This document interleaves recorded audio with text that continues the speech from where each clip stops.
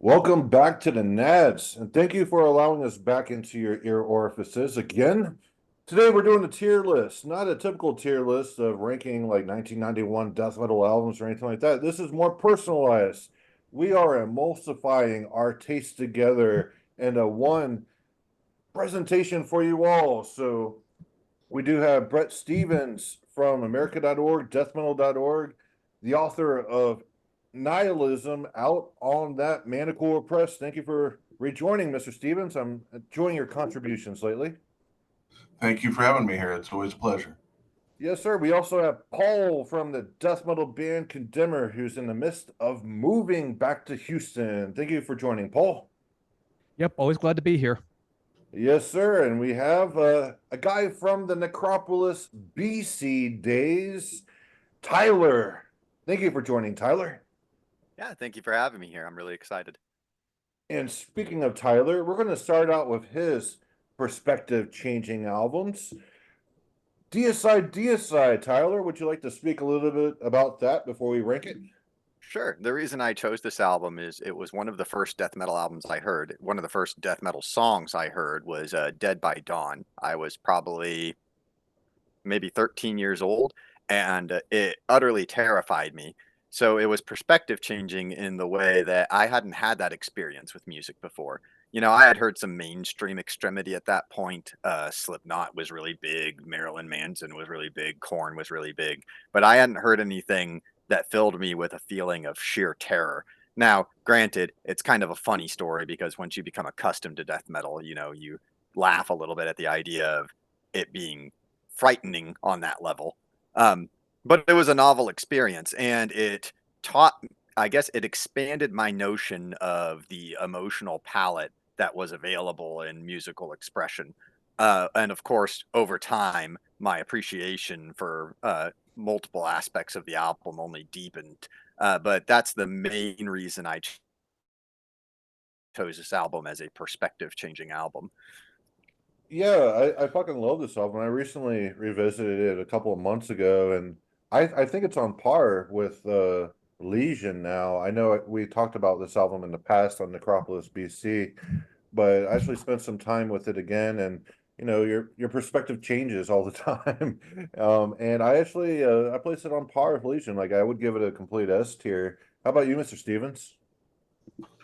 Well, it's top tier. I mean, I think the first three Deicides rise above pretty much everything else. They're in your upper echelon of death metal. I'll say that I think Legion was an improvement. The main thing that hampered Legion, I think, was the production. People were looking for more of that nice, muddy, bassy, sort of earthy production that came with the first album. But what I would say that people have forgotten now is that death metal was viewed as something primitive and incompetent back in the day until Morbid Angel and Deicide really showed that things were different. And where Morbid Angel took almost more of a prog rock approach, Deicide went more to the roots of metal and got into something that sounded a lot like a horror movie soundtrack, just really fast and really loud. And so it's one of those albums that I think contributed a lot in its own right, but also contributed an awful lot in how everybody tried to emulate it and tried to make something of it in their own style that could work out in many different ways. And so it's there as a shadow influence on many things. I would say perspective changing because as we came out of that era of early death metal, you had some stuff, you know, proto death metal too. You had some stuff like Hellhammer and Celtic Frost that sort of attempted to make it a, I don't want to say higher art form, but a more advanced art form. And then you have Deicide, which kind of put it all together, the intensity and the artistry and this very, you know, post 1980s sort of end of the Cold War urgency and almost trauma sound that they pounded out. And so it's the soundtrack to the Stockholm Syndrome, I guess. But it's quite a fantastic album, and the two that followed it, I both think are great and go in completely different ways within the same framework. Legion wanted to be more like Morbid Angel and got a little proggier, but also was sort of aiming for that intensity. It sort of answers the question, what would happen if you combined Rain and Blood and South of Heaven and turned the volume up to 11? And Once Upon the Cross aimed for more of a digestible album without losing the essential Deicide essence. And so both of those are worth it as well. But after that, the band fell off for me at least. Yeah, I think Deicide fell off for pretty much everyone, but they kind of like reformed with Ralph Santola after they kicked out the Hoffmans, and I wouldn't say it's necessarily like their second stride or anything like that, but it wasn't as horrible as like some of the other albums they're putting out that like Incinerate Him albums are just complete horrible. But where would you rank it, Mr. Stevens? Is it A or S for you? So S means like the best ever. Oh, I'm going to go with S. That's a pretty impressive album. Yeah, and I feel like when I revisited this a couple of months ago, granted it's not that fresh in my mind, but there's some like real development going on in the album, whereas with Legion, it's just, straight aggression and, blitzing nonstop. But I feel that the eponymous debut actually breathes a little bit more. There's a little bit more development. I would kind of place it on par in some regards to Hell Awaits by Slayer. How about you, Paul? Yeah, absolute S tier here. I agree with Tyler's assessment that it is an inherently very scary album. Like, if I would say that anyone who listens to that and doesn't feel at least some fear is not listening to it. Um, but yeah, it's everything that Tyler and Brett say. And while I do agree with Brett that Legion is slightly better, Deicide self-titled is still an S tier in absolutely every regard. Dead classic. Excellent, very excellent. So Tyler, next up is Skepticism, Stormcrowfleet, Yeah, Doom metal, Tyler. So do you yeah, want to speak a little bit about it? How it yeah. changed your I'm glad that perspective? yeah, for sure. I'm glad that I was able to pick this one, talking about it being doom metal, as a matter of fact. This one I have Brett to thank for introducing me to it. The main perspective changing element of Stormcrowfleet for me was introducing to me a different way that metal could express something of I don't know want to necessarily want to say of quality, because people kind of just use that as a synonym for it's really good. Um, it's more so the specific experience that it conveys. When you're accustomed to death metal, you're really accustomed to a form of kind of melodic pattern development. And skepticism has elements of that for sure, but there's more of a use of silence and almost an ambient approach to a slow shift in atmosphere, that is, to some extent, I would say, kaleidoscopic. Um, and that is something that skepticism really opened me up to, that I hadn't been accustomed to prior. I had listened to plenty of doom metal before skepticism in my younger years when I was less discerning of my tastes. But a lot of that was focused on things like novelty, like in imitating 70s rock or imitating Black Sabbath, or I don't know, adding in a saxophone because that was cool, right? It's a different instrument. Skepticism really opened up the idea of doom metal on a kind of structural level, being a slow shift in atmosphere, repeating themes, but repeating themes in a way where there's a gradual accumulation of context. The song, The Ever Dark Green in particular, was an immense moment for me, kind of one of my most cherished memories in how it impacted how I understood the notion of, I don't want to sound pretentious, finding meaning in something that does not have inherent meaning, in being able to stand in a zone like untouched wilderness, which unfortunately I have plenty of in the area where I live, and where there's no subtext, and seeing some meaning in just the natural flow of cause and effect. And that's kind of covered in the lyrical subject matter as well. So to simplify all of that and make it less wordy and verbose, skepticism really introduced to me how doom metal could be a legitimate metal art form, and that's how it was perspective changing for me. I see. Where would you rank it, Mr. Tyler? That's difficult. I would, I it's I don't know if I would want to put it on an S tier, because to me that would be comparing it with my S tier albums like the self-titled by Deicide or some of the other albums that we're going to discuss. I would almost say I would want to put it a little lower than that, but it is so good that I would almost want to put it on an S tier. I might have to just settle for an A, however, just comparatively. Yeah, I would give it an A just because my personal taste, I'm not into doom metal that much, but I do like this album a fucking fuck ton, so I love it a lot. But just I'm really into death and black metal and that's like the highest expression for me. Paul, how about yourself? So it's an album that I enjoy on the occasions I do listen to it, but I never find that I listen to doom metal very much, because you've got to be in such a very specific mood for it. It's a very beautiful album in and of itself, but it's not one that I could say is going to be an all-time favorite or even close to be. For me, I'm very torn on this between an A or a B. Like if I was going to rate it strictly objectively, I think I would have to go with A just on its own qualities. But in terms of, to quote what Brett has said about albums before, its utility in my daily life, doom metal is a hard sell for me. And I think that it's like, so it's very much on the border A or B for me. But if I rank it by how often I listen to it or how often I want to listen to something like it, I'd have to go B, actually. I think fundamentally good album, not something I have any need to reach for a lot. I see. How about you, Mr. Stevens, sodomizer? When you get to the winner's circle in metal, when you get to the upper tier, I don't know if I can draw fine distinctions between S and A. I think that there's a very small group of metal bands and a very small group of albums by them that are truly excellent in different dimensions. And once you get to that point, everything else sort of doesn't matter in the genre. And so I don't really, splice and dice there, because I think that it's once you make it to that winner's circle, it means you're important in a way that the rest of the genre never will be. I have to say that doom metal has never been a personal favorite either, but of course, most of it is basically warmed over 70s heavy rock that's, they had a stoner flavor to it or something, and it just ends up being not that interesting because you're essentially revisiting what the previous generation in metal had done. Skepticism and Thurgathon, I don't know how to pronounce that, but that's how I pronounce it, really achieved a completely different take on doom metal. Funeral doom really is a separate genre in that they aim to make an ambient style music out of it instead of a rock style music.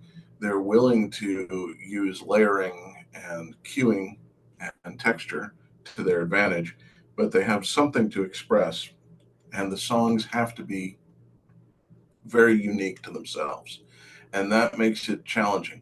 I'm not trying to in any way slam some of the great doom metal bands out there. I mean, I think St. Vitus had a lot of great material. Candlemass obviously is very respectable. That first Cathedral album is great, and I'm sure there's others. However, generally, I don't reach for doom metal simply because of the connotations associated with it. Now, Funeral Doom it's very close to where Infestor was, or even Incantation. It's a death metal, doom metal hybrid. And so it has a completely different approach and takes the best really from both genres. You have the emotionality and the texturing of doom, where you're creating this mood, this pervasive mood of fatalism, hopelessness, perhaps simply negativity, but exploring all of those things and sort of moving between them. And if you're really lucky, you get to some point where that becomes comprehensible and you have sort of an action plan, emotionally at least, which I think skepticism does. But then you add in sort of the aesthetic approach of death metal and its outlook toward the world, which I think, as Tyler says, is nihilistic. The meaning of life is to be alive. It accepts that and simply observes life. So it's almost like Shinto religious music, just with lots of distortion. But I don't know where I'd put this one on the ranking. I'll tell you this: if it goes away, I'll be very sad. It mixes very well with some of the later summoning material and has a very similar emotional approach. So I would keep it on the, if we were going to do this in terms of racks of CDs, I'd keep it on the top rack where I can reach it quickly. How's that? Yeah, we'll keep it as an A. That seems to be echoed there. I know Paul said possibly a B, but out of all the doom metal that I've heard, I would actually put Skepticism at the top. So it's our personal taste kind of skewing our perceptions here. But the next one is that Burzum. We got the Vis Lyset Tar Os. Tyler, how did this one change your perspective?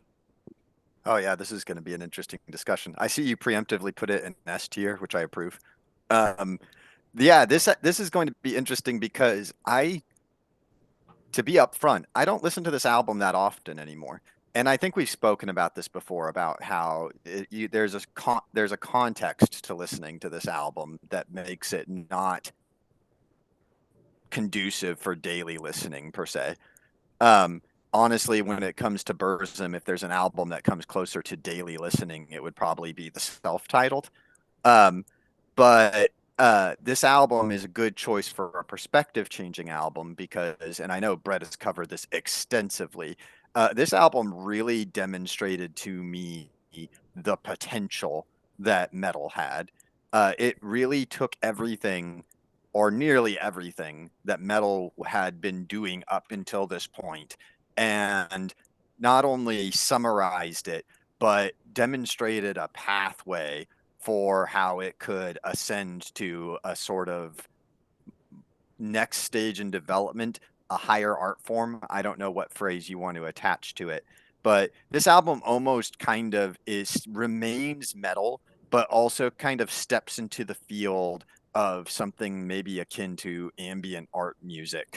Um, and I think it changed my perspective in that sense largely by showing me where metal could go, where this album isn't just like a metal album with ripping songs. You could loosely describe the self-titled by Deicide as that. No detriment to that album whatsoever. It's fantastic.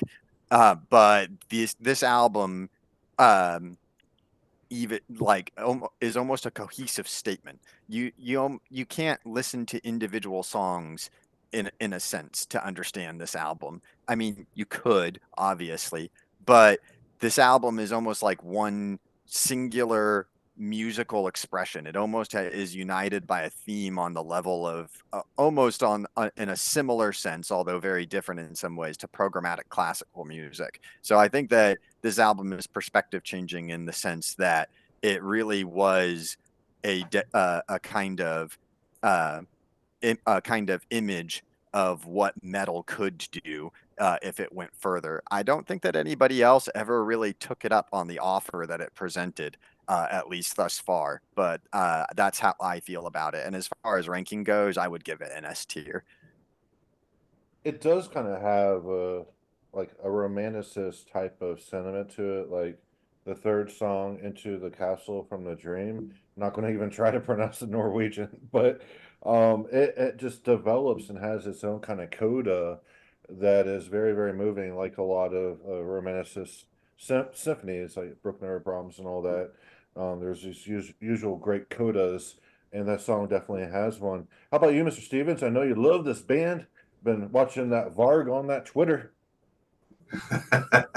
Yeah, we've been having fun trolling Twitter. Actually, it's sort of the post-Christian black metal wing is having its moment there. This is one of those albums, along with Transylvanian Hunger, that ended black metal because it raised the bar too high for just about anyone to follow. It is, it's such an interesting piece of music, and I generally listen to albums and not songs because they usually are designed to fit together unless it's Motorhead, and then you just listen to the live album, right? But it starts with that incredible ministry riff. It works in material from The Cure, from Joy Division, or at least influences. And it's clear that Varg was trying to bring together black metal, ambient music, goth music, and post punk, and a few other influences to create sort of this statement of ending a time. His goal has always been to, as he says, to awaken the fantasy of mortals, which means really, as best I can understand, to have people think about what is possible and what could be instead of what we live in, which is a horror. Once you've seen, for example, Tolkien's world, you stop being really excited by contemporary Detroit or Los Angeles. You're just kind of like, wow, this is a wasteland and maybe we could do better. And there's both a spiritual / metaphysical and realistic component to that. The realistic component is that black metal is metapolitical music, and it's about ending a modern era that it views as a complete dead loss. And the spiritual component is, I think, that humanity has kind of gotten sick of itself and gotten demoralized, and they need to be able to dream again before they can get out of this period. Varg is an insightful thinker. In some ways, in some areas, I think he goes off base because his method doesn't work. But generally, what he does is to sample widely and find parallels, find repeated patterns, find their roots. And he correctly identifies the modern disease and how to get out of it. And this album was sort of the culmination of that thinking. The crazy thing about Burzum is that basically within 2 years, most of the material was written. He wrote very quickly, wrote very passionately, and then never really returned to that state of mind. You know, the keyboard albums were excellent, but they were really written for a different direction. And then when he returned to black metal, it never came back. But this album sort of culminated the early Burzum work and also black metal, because it raised the bar to the point where if you were going to make a black metal album that was going to be noticed after this, it had to have some kind of grand aesthetics, some kind of theory behind it, and it had to be musically a little more adventurous than the usual, you know, 4 chromatic chords and a melodic interval that people were doing. And so I think that it has, this album is definitely not just what I would call top tier, but this is one of those historical nodal points that really changed the direction of the genre as a whole. Yeah, I know. I recommended a Burzum album that's perspective changing, but this is actually my favorite one. How about you, Paul? Yeah, this is an S tier for certain for me. It's interesting that Tyler said that it's not an everyday listen, because there was about a year-long period of my life where I did listen to this album every day. It's interesting to me because I feel like this is the album where Varg's classical influences shine through the most, because you basically have a 4-movement piece with the first and the fourth movement, you know, being more development on theme versus counter theme, and then you have 2 in between that are one simple theme, and then here it is, we're going to move it through one transition, move it, and then on to the next song. Well, you know, not when I say on to the next song, that makes it sound a lot shorter than it is, and they're not short songs, but you get the idea. It's very, very classical in that regard, you know, with it being the 4-movement form. And of course, yeah, it's a brilliant album, incredible atmosphere. Um, it's not as wispy atmospheric though as a lot of black metal is. Like, it is more stirring and rousing. Like, you know, you've got that, of course, famous palm muted riff on Dead Salmon Gang Bar. You've got the opening 2-chord drone on In I Salute Fradromen. I mean, it's just an incredible killer album. Absolute S tier, probably the peak of black metal, objectively speaking. Hey, you Redditors, you heard that. This is objectively the best black metal album ever. Take that, you fecal Redditors. All right, next up is Celtic Frost Morbid Tales, another S tier album. Tyler, why'd you choose this one? Morbid Tales, awesome album. So as far as like my development of listening to heavy metal, Celtic Frost was something I got into early, specifically with this album. I was a huge nerd, and when I first got into metal, I jumped online and I had to look up the history of it and look up which bands contributed to its development and what were the classic albums by them. And I saw this one mentioned all over the place, so I went and listened to it. And coming from a place of listening to music like Metallica, before listening to this, Celtic Frost was perspective changing in that it really showed me the potential of the approach towards chromaticism that extreme metal had. Now, Celtic Frost may not be as developed as later entries into death metal and black metal, but it quite obviously set the groundwork for it. And in that sense, in my own listening to metal, it set the groundwork for me understanding it. The use of chromaticism to be able to kind of fluidly change between sort of almost, how do I want to put this, motif-like themes was something that I probably first encountered in this album. And to be a little bit more down to earth, it's plainly just an amazing, ripping album. I still listen to it on the regular. I still put it on quite frequently. Yeah, I listen to Hellhammer quite a bit too, and I like the album After This by Celtic Frost a lot as well. But this one is one that I come back to frequently. I would definitely put it in an S tier. It is an absolute winner of an album. Yeah, Celtic Frost S tier for me all around as well.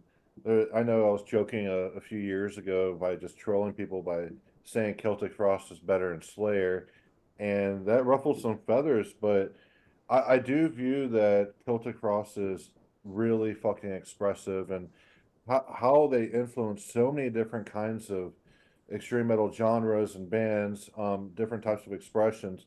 It's amazing. It's just they laid down the foundation, and that structure just went all over the place. How about you, Mr. Stevens? Do you have some Tom G. Warrior in you? I'm actually going to come out in favor of Hellhammer. I think that was the historical point of direction change. When you look at the transition from proto metal to death metal and black metal, you cannot escape Hellhammer, Slayer, and Bathory as sort of the raw ingredients. And I always throw Sodom in there too, because they were so influential, and I think so much of their riffing and drum style lived on in death metal, even though they most of the good death metal bands filtered out as much of the speed metal and German beer metal as they could. But this is sort of an impressive work of technique and also of artistry. There's an expression of emotion here. There's a philosophy. There's an outlook. I've always argued that all of metal is romanticist music, just based on romanticism in the different art forms. The themes are very romantic. The progression of each song very much follows a lot of your romantic stuff from poetry or visual art. It's all very much in the same mental state as those art forms. And I think this one created its own take on this. It almost feels like a late night play that's designed to be somewhat depressing. It's got a lot of Hesse in it, I think. It's got a very, he used the term morbid, and I don't think we can get better than that. It's got a very fatalistic, very doomed, very, a sense of grandeur, but also it's the grandeur of like a sinking ship or a burning city at the end of an empire. Very, very dark material. And this brought into metal things that it had to confront. It had to grow out of sort of the beer metal phase, which continued up through Venom, and I think was made worse, brought to its worst point, I think, when the new wave of British heavy metal incorporated all of the Deep Purple and Led Zeppelin stuff from rock. But this kind of purged it, just like Bathory purged a lot of that technique by bringing in just straight hardcore. This album raised the bar and changed how people thought about metal, because it went from being sort of this fun art form that's kind of a little dark and kind of playing around and tweaking the noses of the Christians to, hey, there's a whole philosophy here. It's going a different direction, and even more so even than the punks. This is on point for describing what we're experiencing in reality, not just politics, but economics and culture and social change. It's addressing history. Slayer did the same thing, and interestingly enough, so did Bathory. He made it most explicit, of course, on Twilight of the Gods, but there's plenty of references to the end of an era, to the end of history, that sort of thinking, even in his very early work. So you can see how this helped birth the metal that would come later, and to sort of tone it down from where it might have been too exuberant, and also direct it more toward the material it really needed to analyze. Slayer did the same thing. I mean, those early Slayer albums, the first Slayer album, you can almost see it as more fun. The second one gets a lot more serious, and it keeps going from there. And the point they're making is kind of that you can't disconnect from your world. And this is a classic romantic sentiment, that basically you are of your time, you're embedded in it, and this is part of your destiny to experience it. And so the music got a lot more intense, in part because I don't think you can get heavy musically without being heavy thematically. And it's not a question of writing the great heavy riff that slays everything else. It's a question of having riffs that talk to each other in such a way that they create a very dark mood. And that's where Slayer went, even on the first album, but they intensified it over the next. Obviously, Celtic Frost mastered that, but Hellhammer was going that direction too. Bathory made their attempt. Most of what they were contributing was technique and aura, basically, just a general twist on the way that metal saw the world. But you combine those, and you have a very fertile basis for two intense genres. Yeah, very cool. Also, like Tom G. Warrior getting into that romanticist theme, it's very Byronic. Like, his troubled past is in that cold lake, which we won't, delve into, but he just seems like there's a lot of sorrow, and regret that's in his veins. But how about you, Paul? That Morbid Tales. So I guess my job today is to be the buzzkill. I'm going to start by saying that I agree with Brett that Hellhammer is by far the better version of this band, by far. Celtic Frost took Hellhammer, but it made it a more easily digestible for normies thing. It's very rhythmic, it's like they took the Hellhammer basis and then crossbred it into mainstream metal and crossbred it more and more into mainstream metal with every release. Listening to this album and comparing it to Hellhammer, it seems like Cold Lake was an inevitability. While this album is still good in and of itself, like I cannot put this anywhere near S tier. For me, this is like low A tier. There's some moments here. Circle of the Tyrants is amazing, but you can already hear this band's getting, they're getting really rhythmic. They're putting a lot of upbeat grooves into things. They're losing a lot of the darkness that Hellhammer had. This is already a big step in the wrong direction for Warrior, and I don't know. I cannot put this. It's a good album. It's not one that I would put anywhere near S tier. It's not one that I would say is a dead classic for anything beyond historical notoriety. It's important, I guess, but Hellhammer was the better vision of it by far. I mean, there's a kind of charm that Hellhammer has to just how feral and wild it is, but I do agree, like the format was streamlined with Celtic Frost, but for like I consider Celtic Frost mainly as just a metal band or extreme metal band. It's not really black metal, death metal, or anything like that. But um and for what it is, I consider them like one of the best metal bands, generally speaking, ever. I didn't get your ratings, Tyler and Brett. Is it S tier or an A? I think I would roughly, I don't know, it's difficult. I'm kind of like with Brett in that to me, once you get to a certain level of quality, I suppose you could say, it's more about the character of the specific album in question. As an addendum, we'll agree with both Brett and Paul in part in that Hellhammer is definitely the, I think, more clear vision of the theme behind Tom G. Warrior's art, and it's the one that I listen to more frequently. I was more so going from choosing this album as far as like what changed my perspective. Hellhammer was kind of a later thing for me. Celtic Frost was something that was earlier and kind of was just got there first as far as I'm concerned. I would probably put it in an A tier, I would say, because it's not something that I would have put rank as highly or listen to as frequently as I do something like Deicide. All right. Wow, that's hard splicing there.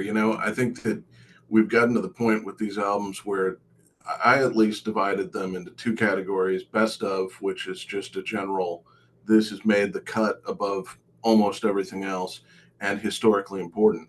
So if we're putting those into one category here and ranking it, it's going to be very hard to separate because this album was supremely historically important for the reasons Paul mentioned. I mean, this was basically Tom G. Warrior going back to Hellhammer and trying to figure out how to sell it to the Creator audience and the Destruction audience and the Metallica audience. There's definitely a speed metal influence on this. I always refer to these bands as proto underground because they aren't really death metal, they aren't really black metal, they're not quite speed metal, and they're definitely not regular heavy metal. So they're sort of in the process of formation. And in the Metal Fact, we date that back, or I date that back to Discharge. and sort of the peak of the wave of hardcore, where they finally got their technique in line with their artistic vision and were able to get their thematic vision in line with that and come up with some truly nihilistic but also kind of hopeful albums. Just the thought that we could actually vanquish ignorance in some way and move forward past a very dark and really dead time. The post-war world, especially in the UK, I think was very bleak. And so this is an important album in terms of transition, in that it introduced not the mainstream, but the metal mainstream to the idea of morbid music that could be engaging. But ultimately, where my heart lies, I've got to go with Paul on this one. I think that Hellhammer EP and the associated demos, that changed everything for the diehards. And those are really things I can throw on just about any day and enjoy. And I enjoy Celtic Frost anytime I listen to it, at least if I don't listen to Cold Lake.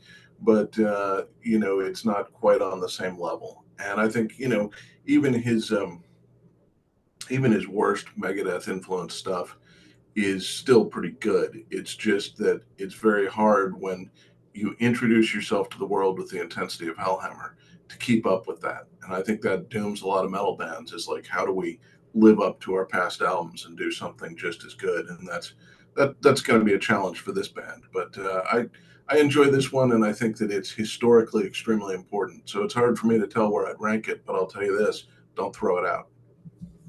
All right, I think general consensus is an A. Personally, I would give it an S because, yeah, Celtic Frost rules, at least for me.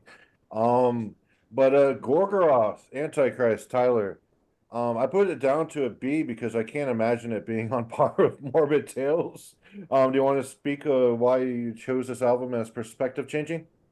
Sure. Yeah, I mean, I kind of agree with you to some extent in that I don't think I listened to Antichrist as much as I even listened to Morbid Tales, let alone Hellhammer.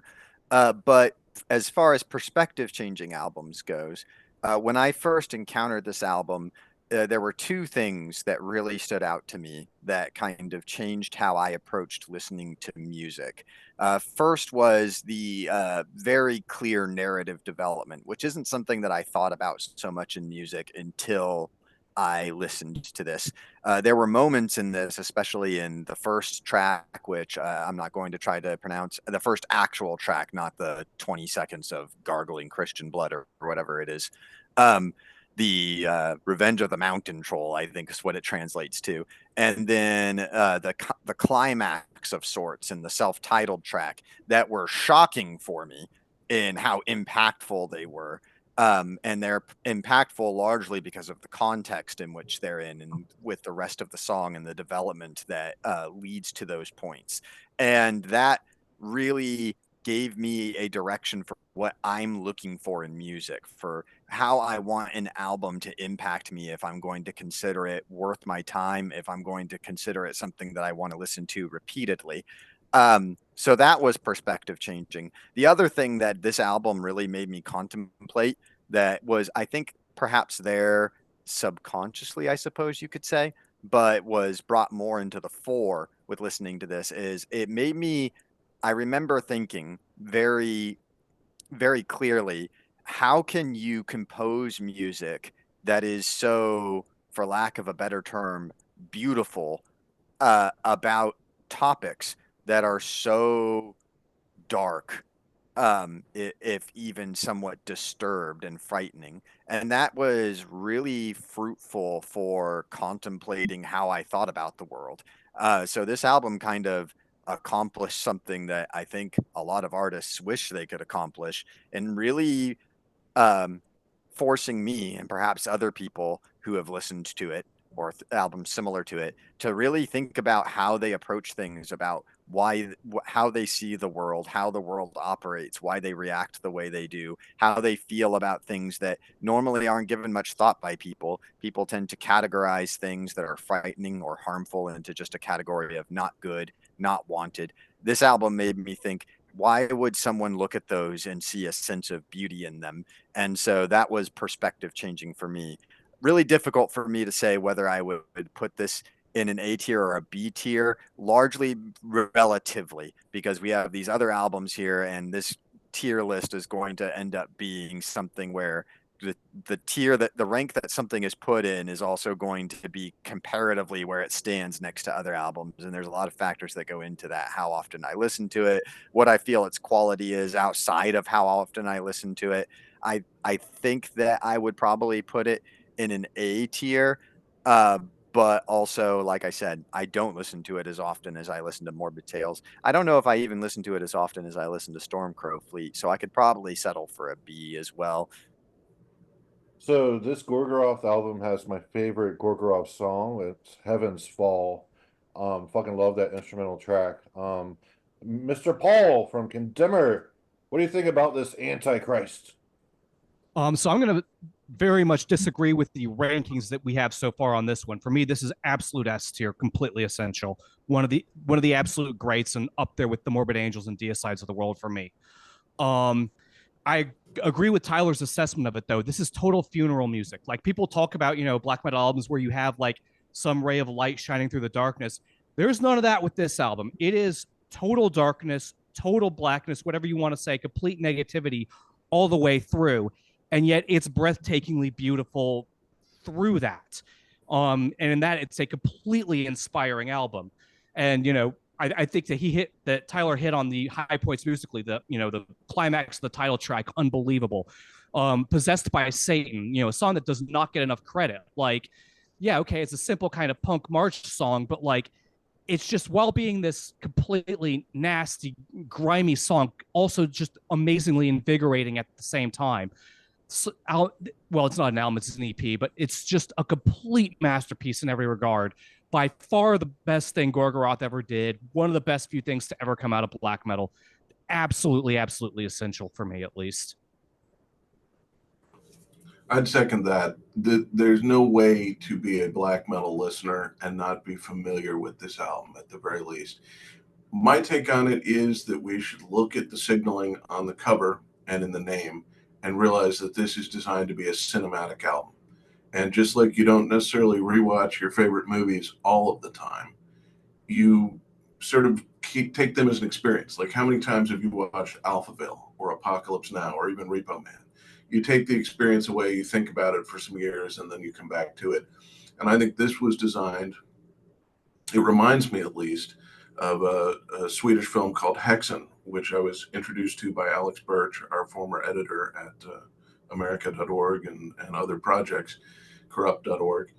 And it's a film, it's a black and white film, a silent film with a Schubert soundtrack that covers this descent into witchcraft and then escape from sort of the dark side of magic to something that's not really the light side either. It's more of an ambiguous, nihilistic approach toward magic.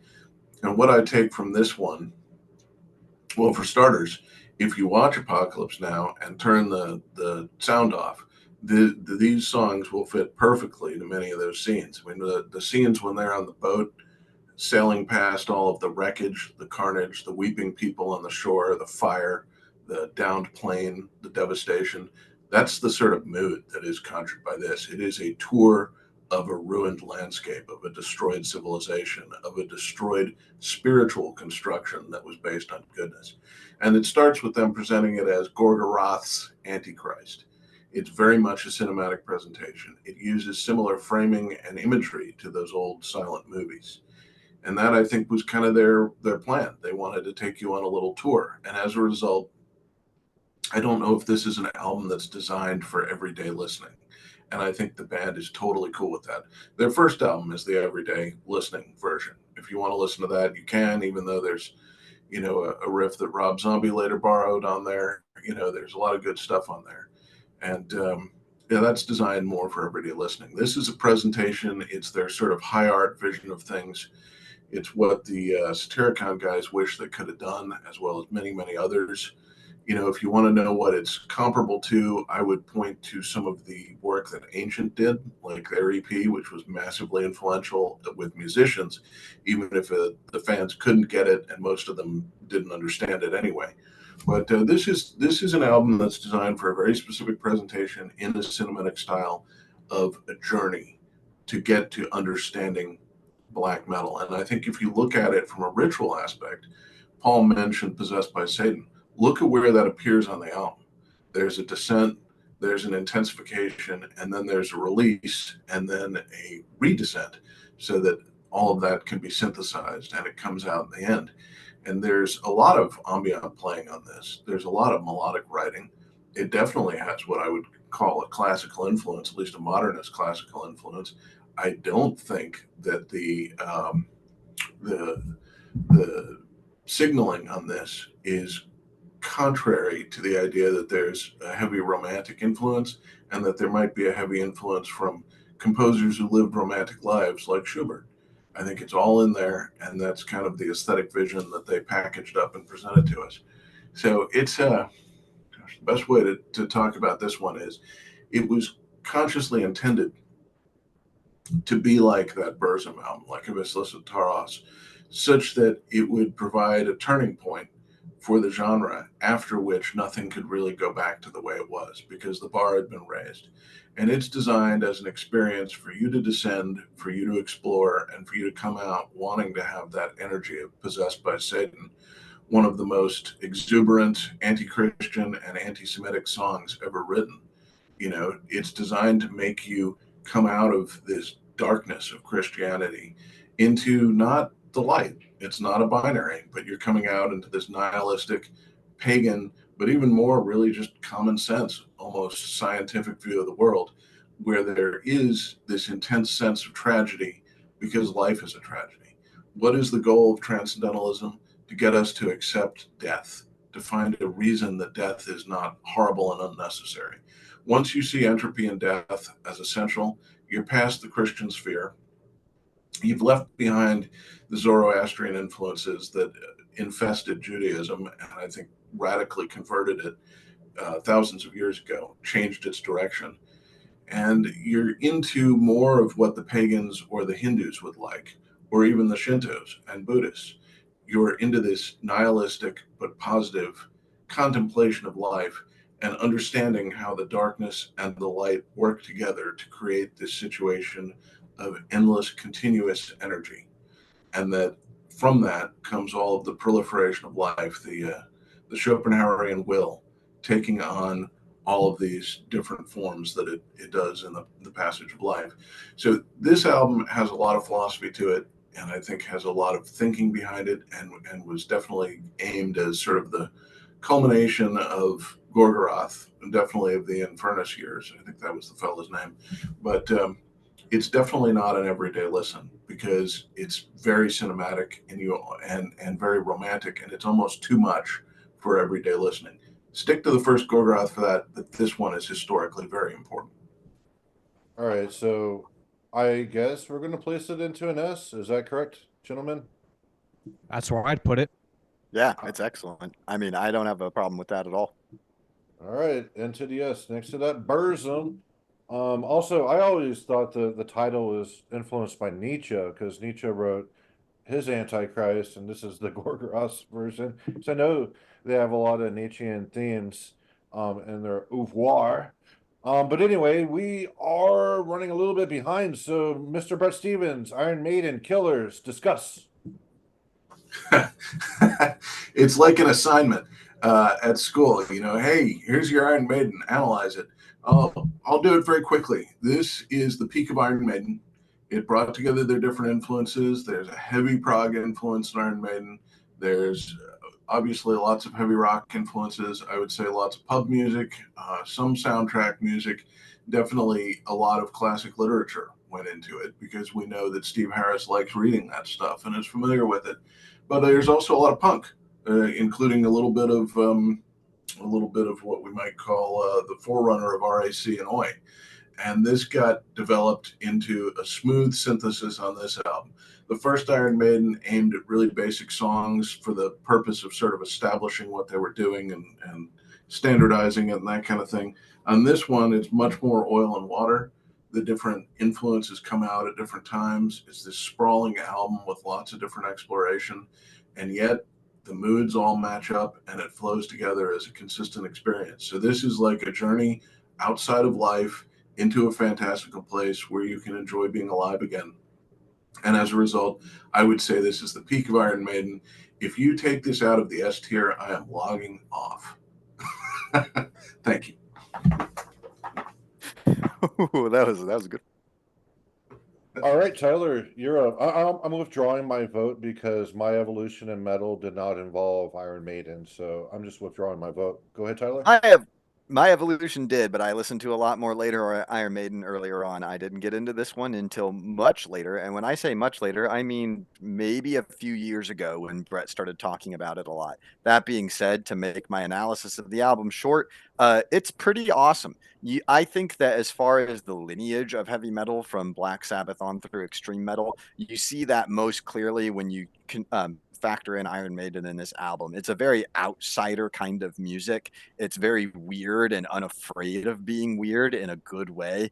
And you see the influences carried on through bands like Slayer, and especially, I think, and even in Hellhammer and Celtic Frost with that kind of wild, punky riffing that Iron Maiden really incorporated, I think, to its fullest extent on this album. So, yeah, as an example of just metal's history as a weird outsider genre of music, I think this album is a really good entry into that. And historically, I think as a result, is an incredibly important album. So, yeah, I would also put it in an A or an S tier. Really excellent album as far as heavy metal goes. Well, Brett already said it's S tier or else he's leaving, so staying in S tier. How about you, Paul? Yeah, so I would also put this in A, but Brett is demanding an S, so I guess it stands. I think that like it's definitely Iron Maiden's peak. I agree fully on that. In terms of just in terms of stuff that's pure heavy metal and not like death or black metal in any way, I would take the Judas Priest '70s albums over Killers any day at all. But Killers is Iron Maiden's real metal album. It's the one that is truly a riff-driven album and not a vocal-driven album. It's, good, energetic, riff-driven heavy metal. Nothing wrong with it. Good album. All right, so S tier it stays. And next up is Slayer South of Heaven. An interesting Slayer album after Rain and Blood, which some people would say is kind of the beginning of the downward trajectory. Why did you choose South of Heaven, Mr. Stevens? Well, it's a mixed album. It's a lot like And Justice for All, or as I would argue, Master of Puppets. It's on the hinge. You can start to see the vocal dominated tracks creep in. You can start to see Slayer sort of lose that desire to glue together riffs into interesting songs without the vocals, without any kind of aesthetics that they did. That really was one of the great innovations on the first three. But at the same time, there's a lot of great material here, and I think we cannot talk about black metal without this album and, of course, the first Rigor Mortis, because this set the mood. This created that sort of pervasive darkness that's more exploratory than moralistic, meaning it's like being in a video game or a horror movie where you get introduced to this fantastical land that's dangerous, but at the same time, you're very, very curious, and you know that there's great treasure to be had in the secrets that are there. It's not surprising that Lovecraft and Poe and others, including a lot of science fiction authors, were so influential on the metal imagination during this time. And that comes out in this album. It's a very imaginative album. It shows Slayer experimenting with all sorts of ambient riffing and playing for the first time with textures of mood.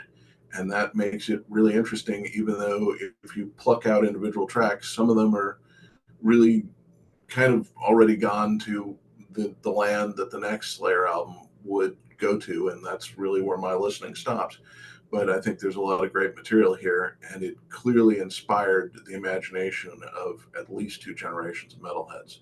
So yeah, I would say I'm sort of giving up on any kind of rating scale. They've never really made sense to me, but historically speaking, outside of myself and my own experience, even, this is an immensely important album because it really showed the direction metal had to go after Pure Intensity, after Rain and Blood, after Metallica went full on complicated and intensely vivid and destructive on Master of Puppets. What was left to conquer? Where do we go from here? And the answer was you're going to go to more of a romanticist vision of exploring ancient and mystical lands and possibly lands purely of imagination.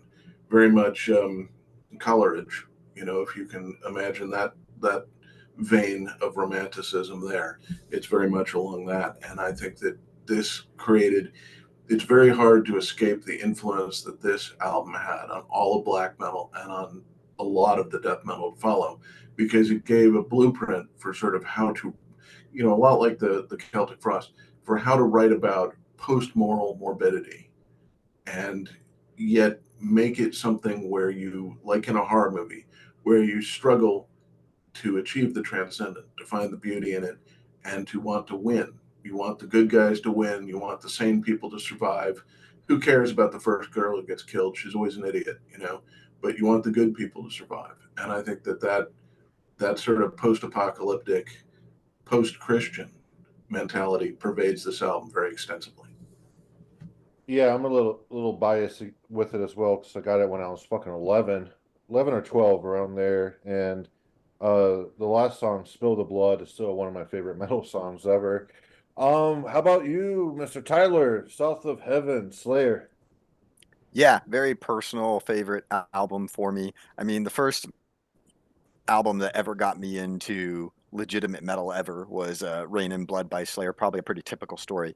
But what I really like about this album is when you think about darkness in metal, you have a vision of it that's almost like an invading army. It's violent, it sounds like combat. And then you also have a vision of it where it's seemingly everything is okay according to what you're being told. Systems of control are in place. Everybody has a home, everybody has a car. You know, there's a government system that has a system of laws that manages your life and makes sure that nothing bad can happen to you. But there's a part of you, a perhaps paranoid part, that feels like rot is creeping in on the fringes. And that's usually communicated in metal in an almost ambient way through a sort of slow kneading into a mood of sorts. And Slayer accomplished that on parts of this album. And so in that way, it's some of the best material that Slayer has to offer. Now, it's also inconsistent, as Brett said, and there's other Slayer albums that have much less of that inconsistency, like Hell Awaits, for instance. But in other ways, the contributions that this album made to metal were deeply felt, I think, throughout later metal, even if that later metal wasn't necessarily consciously influenced by this album. When you listen to something like De Mysteriis Stom Sathanas in some parts, or even some other black metal from Dark Throne on Under a Funeral Moon, or some other death metal that has a darker perspective, like Cadaver or Dark Throne's first album, even on things like Demigod, Slumber of Soul and Eyes, you get that kind of notion of something creeping in along the edges. And I think that's something, that's a mood, that's an atmosphere that Slayer accomplished on various parts of this album. I would easily give it an A or an S tier, although like Brett, for me, it's much more about the character and the importance of the album, so it's difficult for me to say that. But yeah, I would put it in one of the top 2 rankings. Yeah, Morbid Tales is A, so it's not going above that. How about you, Paul? Yeah, I would also say this is A tier. It is clearly a big step down from anything Slayer had done previously musically. One thing that has to be mentioned here, though, on this album is the lyrics. Lyrically, this set a real philosophy for metal that hadn't been explored this overtly, because most metal prior to this, you know, when they were pro evil, they were thinking of evil as, hey, now we can go out and do all the naughty things we want to do. Slayer envisioned evil as humanity's punishment for decadence. That was very much the fundamental philosophy on this album lyrically. Now, musically, it's very mixed. There's some great songs like the title track, like "Fucking Silent Scream," which is one of the best songs they ever did. "Ghosts of War" is amazing. Then there's also some absolute turds, in particular, "Behind the Crooked Cross" and "Mandatory Suicide," which are both just fucking terrible. But like otherwise, yeah, I think this is an A tier, good album. Definitely entirely secondary to everything Slayer did before it. Still worth hearing. All right, so staying in the A. So next up is that Dirty Rotten Imbeciles, Dealing with It. I guess you would call this crossover, correct, Brett? I call it thrash. That's what we called it back in the day. The term crossover came about later, and we thought it was weak. Thrash is not a metal genre. It's a hybrid, and it inherits an awful lot from the hardcore before it. but this is one of the most important albums in metal, not just for the riff lexicon, but for the musical approach to getting quickly into a topic with riff contrast and then finding a way to make sense of it. Even though these songs don't actually do much more than verse chorus, they're pretty simple, but a lot of them are very custom formats based on what the song is and how long it is, and the fact that a lot of them are very short, under 30 seconds, helps sort of convey that attitude, which is that the riffs and the song format must fit the topic. The song must be about something. And this album established that for metal and hardcore in a massive way. Anytime we're talking about underground metal, we have to say that we're talking about something that's half hardcore. You can't separate Discharge and the Cro-Mags, Amoebics, The Exploited, maybe even Black Flag and a few others from this material. It pervades all of death metal and black metal. It's just that these bands interpreted what hardcore did in a metal format.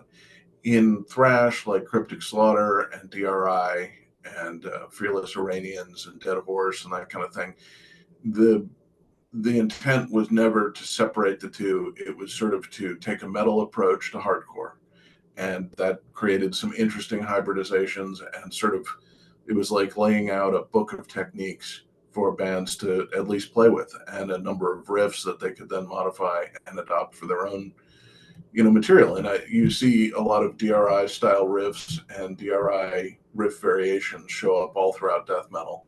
I'm sure a lot of them existed previously in heavy metal and hard rock and hardcore, but they kind of reached their peak, their apex, their clearest articulation in this album. So massively influential, and also kind of a set piece that symbolizes the 80s and explains it in a way that almost nothing really could, especially not Hollywood films.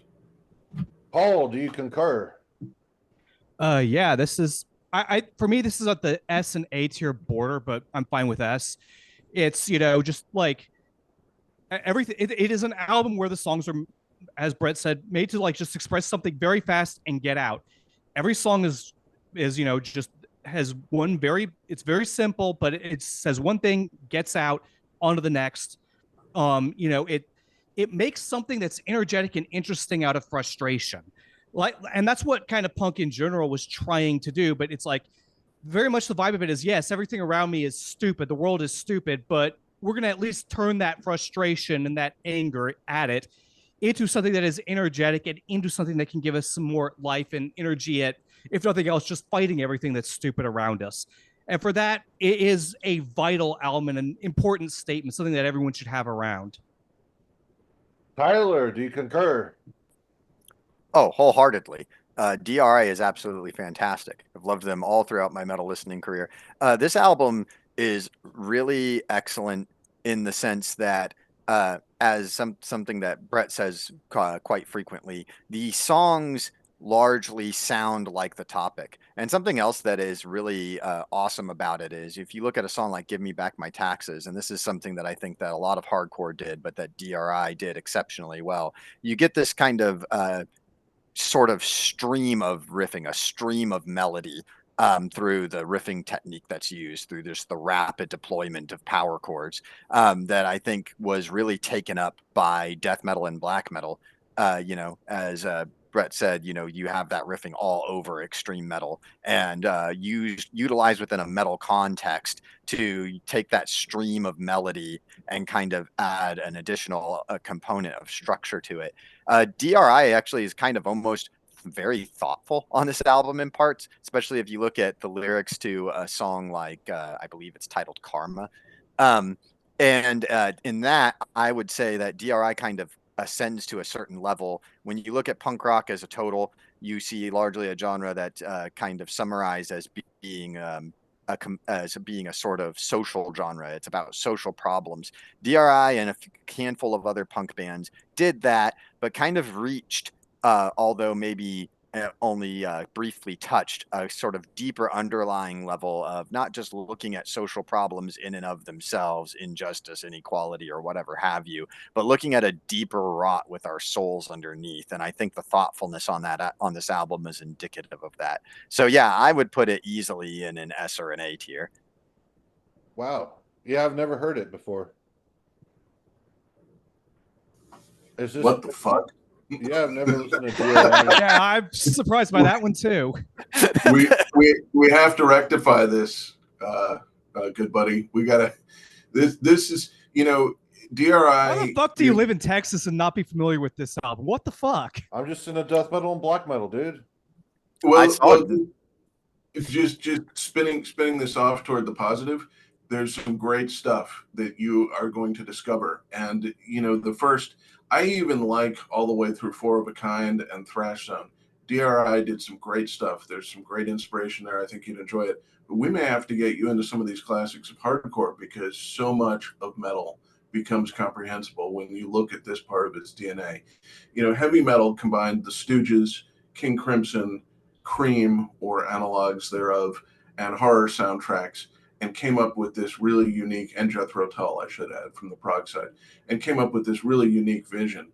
But then when you rehybridize that with what came out of what the Stooges were doing, which was basically half garage rock and half punk, and sort of influenced by 60s proto-punk bands and even some of the 50s proto-punk bands, you know, when you look at that rehybridization, so much energy came out of that, because what hardcore tried to do when punk rock had run its course, or I should say proto-punk rock, because punk rock was really a backward-looking genre.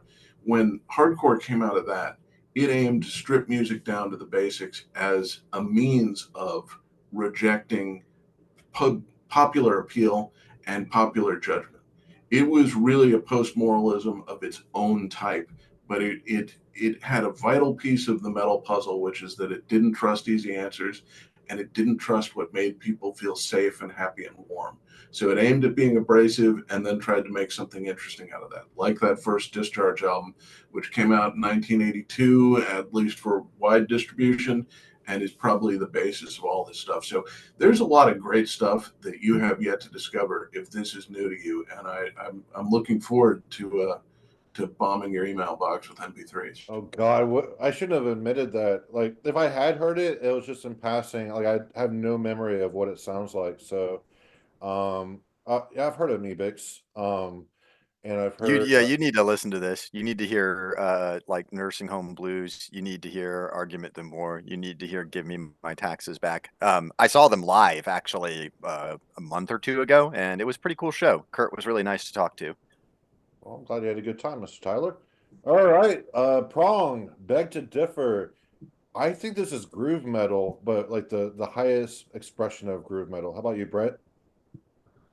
Well, I see it as speed metal. I think this isn't that different from the slow songs on Master of Puppets or even Ride the Lightning.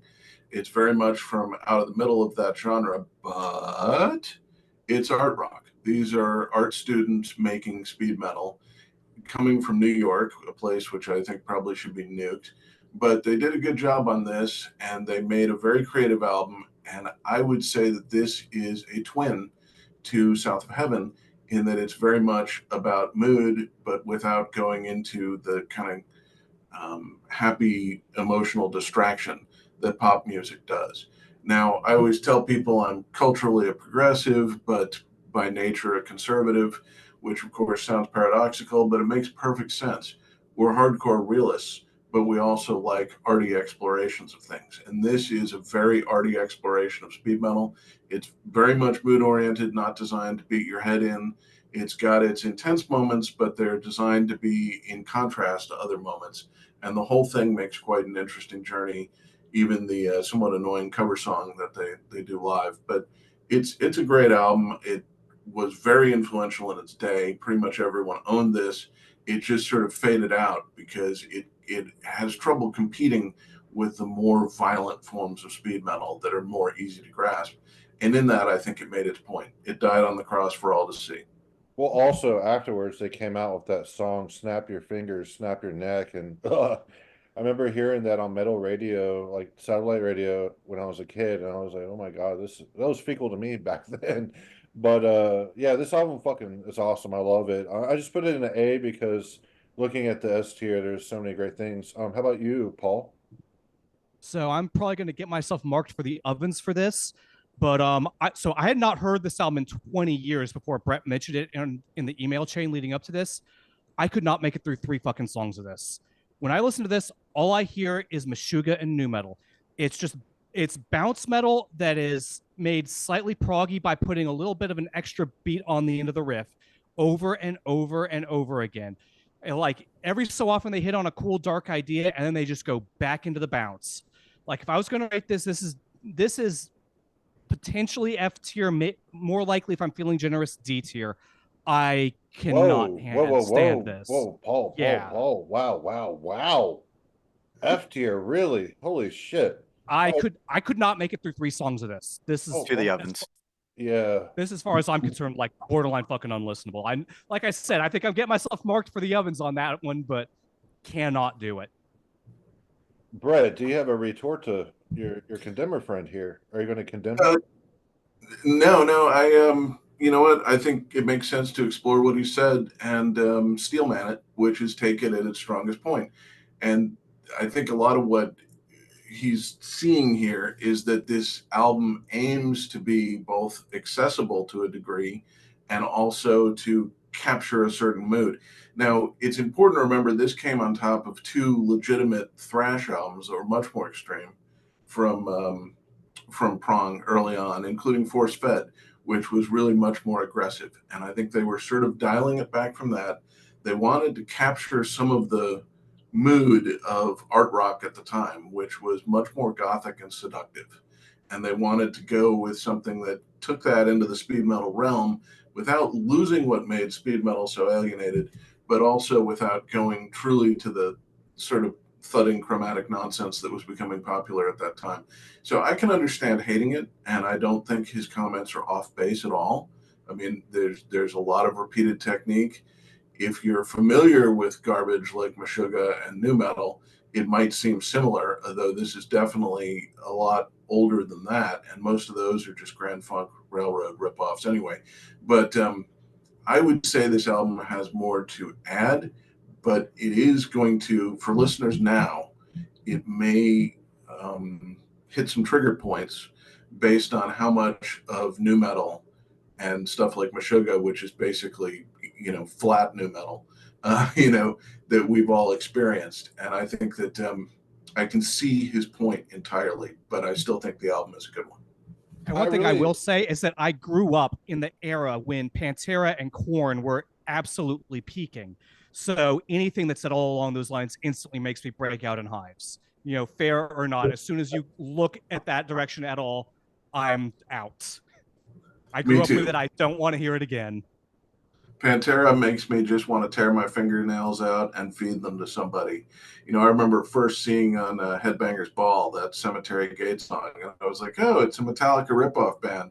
And then 2 years later, they were everywhere, like some sort of outbreak or pandemic or disease or social disease. Anyway, I can see how it would trigger a lot of those things.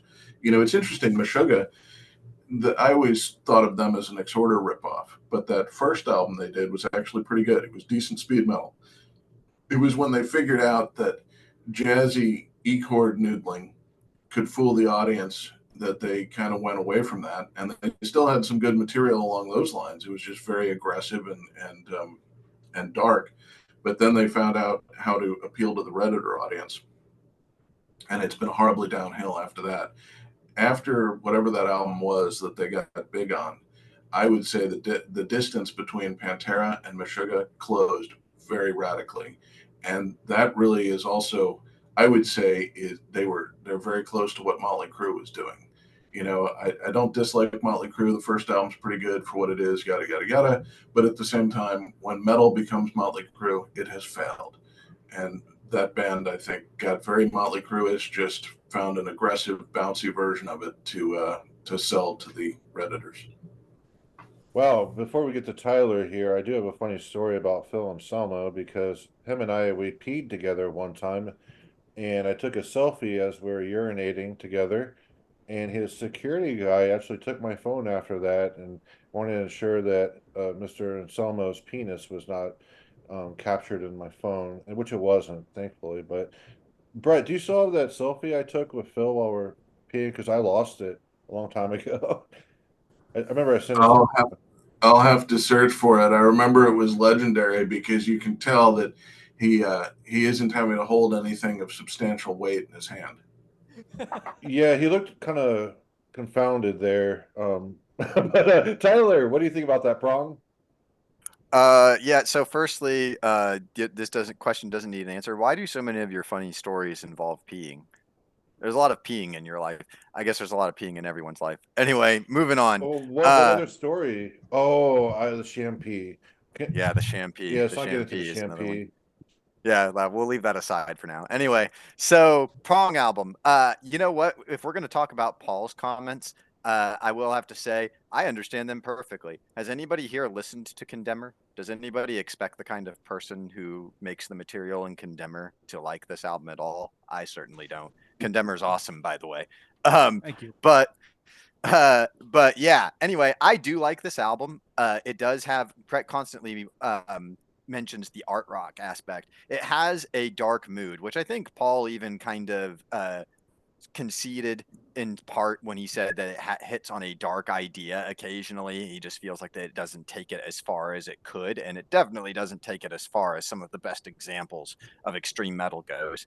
But it does have a kind of almost like investigation into a kind of paranoid neurotic mindset that is almost kind of akin to something that you would hear in industrial music or in some post rock and goth rock, that is kind of a character study or a case study of the sort of self-obsessed person or self-obsessed culture that you see in modernity. And on that grounds, I would say it's a pretty quality album, one that's I think is probably overlooked. I guess if I were to critique it on the basis of what Paul was saying and in part what Brett was saying, I can see how listening to it now, parts of it would probably sound kind of dated. Um, but yeah, those are my thoughts. I would probably give it somewhere between a B and an A tier. I think Definitely dated. It sounds like a product of the 80s. But, people on the internet call me a quote unquote faggot all the time. But the fact is, I listened to a lot of mellow music in the 80s. I'd say my favorite bands were REM and Slayer. So, and a lot of DRI. So, I mean, when you add that in the mix as your context, it sort of becomes a different thing. But I would say it definitely sounds dated simply because speed metal sounds dated to me. In fact, anytime I hear speed metal now, I burst out in hives and I start screaming, and they have to sedate me and take me away in a straitjacket. But what I wanted to use that as an introduction to is at some point we're going to have to talk about the influence of bands like The Cure and Joy Division on metal, because they were there as a fringe influence in the same way that horror movie music was always an influence on the original metal and continues to this day. I think it's sort of in the DNA, but it's backgrounded because it can't take the lead, with it's so clearly expressed as itself that if you have it as anything other than a sort of tangential background influence, it takes over. But I think that there's a lot of that art rock Joy Division mentality to this album, and it does all that stuff sounds dated to me, but that does not decrease my enjoyment of it at all. Sepultura, Morbid Visions. Let's go, Brett. Okay, this is one of the greatest albums in history of any genre. It's totally worth worshiping. It is probably the origin of most modern death metal, more than stuff like Possessed or Master, even though I think Deathstrike was incredibly influential despite the misstep of naming their album Fucking Death. This one incorporates all of what Slayer was doing, a lot of what Bathory was doing, and a lot of what Hellhammer was doing, sort of mixed in those Sodom style rhythms and kept up the energy, but really understood how to glue together riffs and tell a story with the riffs, which is fortunate because very few people can understand the lyrics beside whatever the title is. I have no idea what he's saying in Antichrist, for example, but it's a great song. Could be that Nietzsche influence creeping in there too. You know, you have a wide variety of material. Some is slow, some is fast, but all of it comes from the same mentality, which is this dark, apocalyptic kind of. You know what it reminds me of? It's like an apocalyptic ruined city where everyone's dying, and there's a skate park, and people are skating around having a good time as the city explodes behind them, and dark demonic forces rise up from the smoke, and that's the atmosphere this album creates. It's also got a lot of great riffing. It's also got a lot of explicit hardcore lifts, including from the Cro-Mags. And so you can see sort of how there was a huge influence from hardcore on this album, but you can also see how much of a metal mentality it takes sort of from, I think, from its primary influence Slayer, and it takes forward in this incredibly imaginative exploration of the topography of the metal philosophy and of the metal view of the world. And that really, it's truly it's truly one of the great albums, and I think historically speaking, but on a personal level, this is one of the few albums that I throw on a regular basis, and I'm not bothered at all by the fact that I've heard it 8 billion times before. I even listen to it when I pee. That's a tribute to you, Jason. I guess I'm the P man today. Tyler, I know you echo everything Mr. Stevens just said. Yeah, I also listened to this album while I pee. Anyway, I also echo Brett's earlier sentiment about Iron Maiden's Killers. If this isn't S tier, I'm leaving.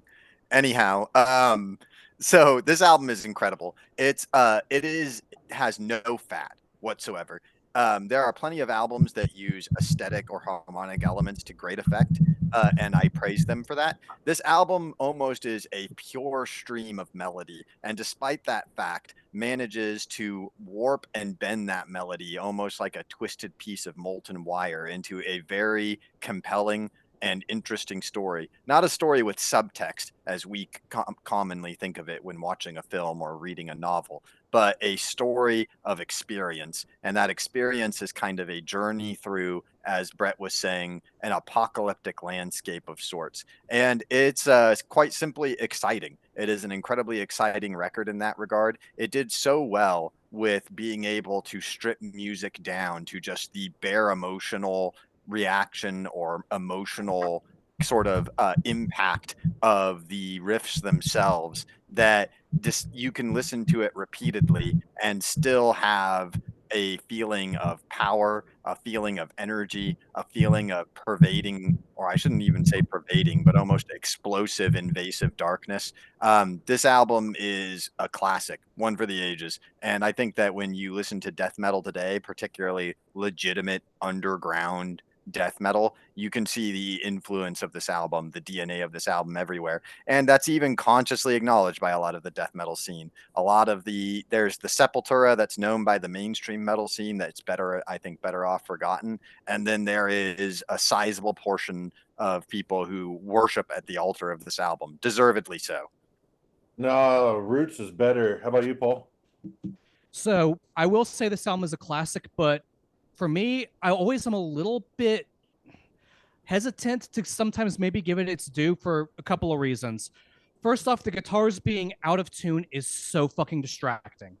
Because you cannot listen to this album without having to constantly reprocess it and think, okay, what is actually attempted at being played here? Because it's out of tune, badly out of tune, and that's just distracting as fuck. The second thing about it, though, and the big knock against it, is that Sarcophago INRI is simply a better version. Sarcophago INRI stripped it further, looked further into the vision of let's just strip it all out, create nothing but pure melodic contours, and just rip it out at hardcore punk speeds.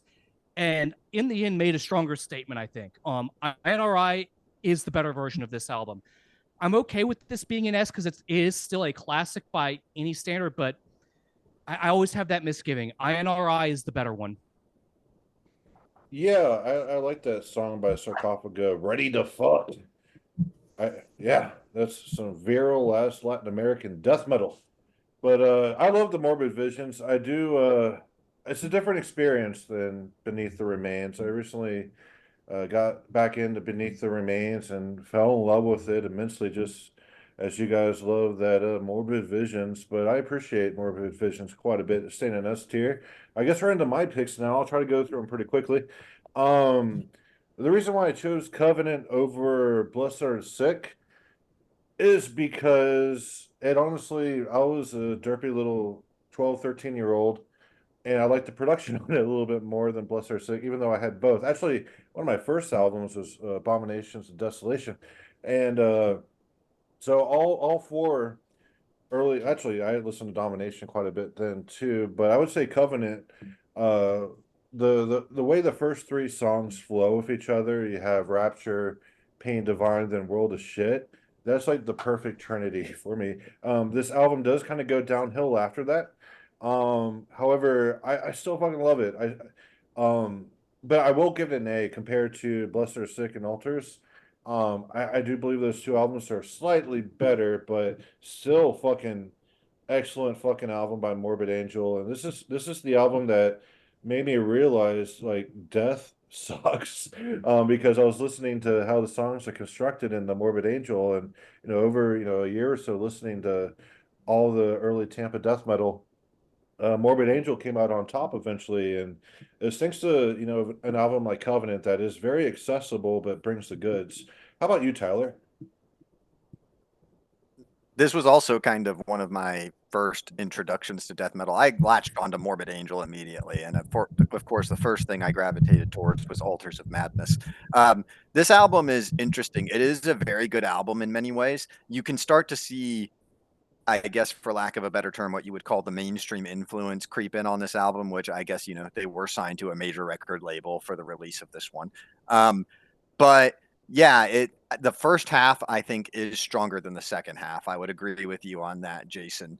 But that opening track is absolutely killer. Honestly, I feel like you can hear a lot of the kind of almost demonic energy that you would hear or would hear, that you also heard in groups like Incantation at the time.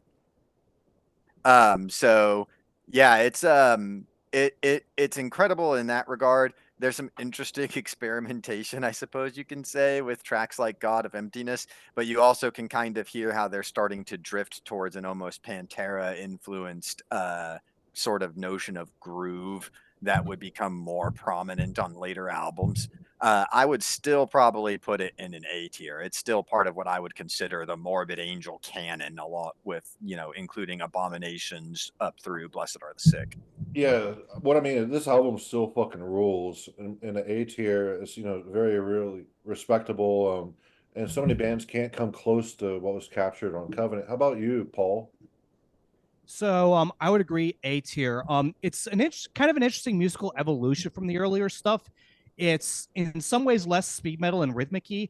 There's a lot more flowing melody on this. Like even on songs like Rapture, it's tremolo. It's mostly tremolo picked melodic lines with the rhythm being implied in when the notes change, rather than the rhythm all being strictly strummed and everything being very hammering. That's an interesting evolution, but overall, it's definitely less powerful than the A and B albums are. Good album, not what the A and B albums were. Okay, Mr. Stevens, let's have the official anus perspective on this Covenant. All right, imagine a pulsing sphincter speaking. When this album came out, death metal was fighting to establish itself as something more than this very niche underground genre.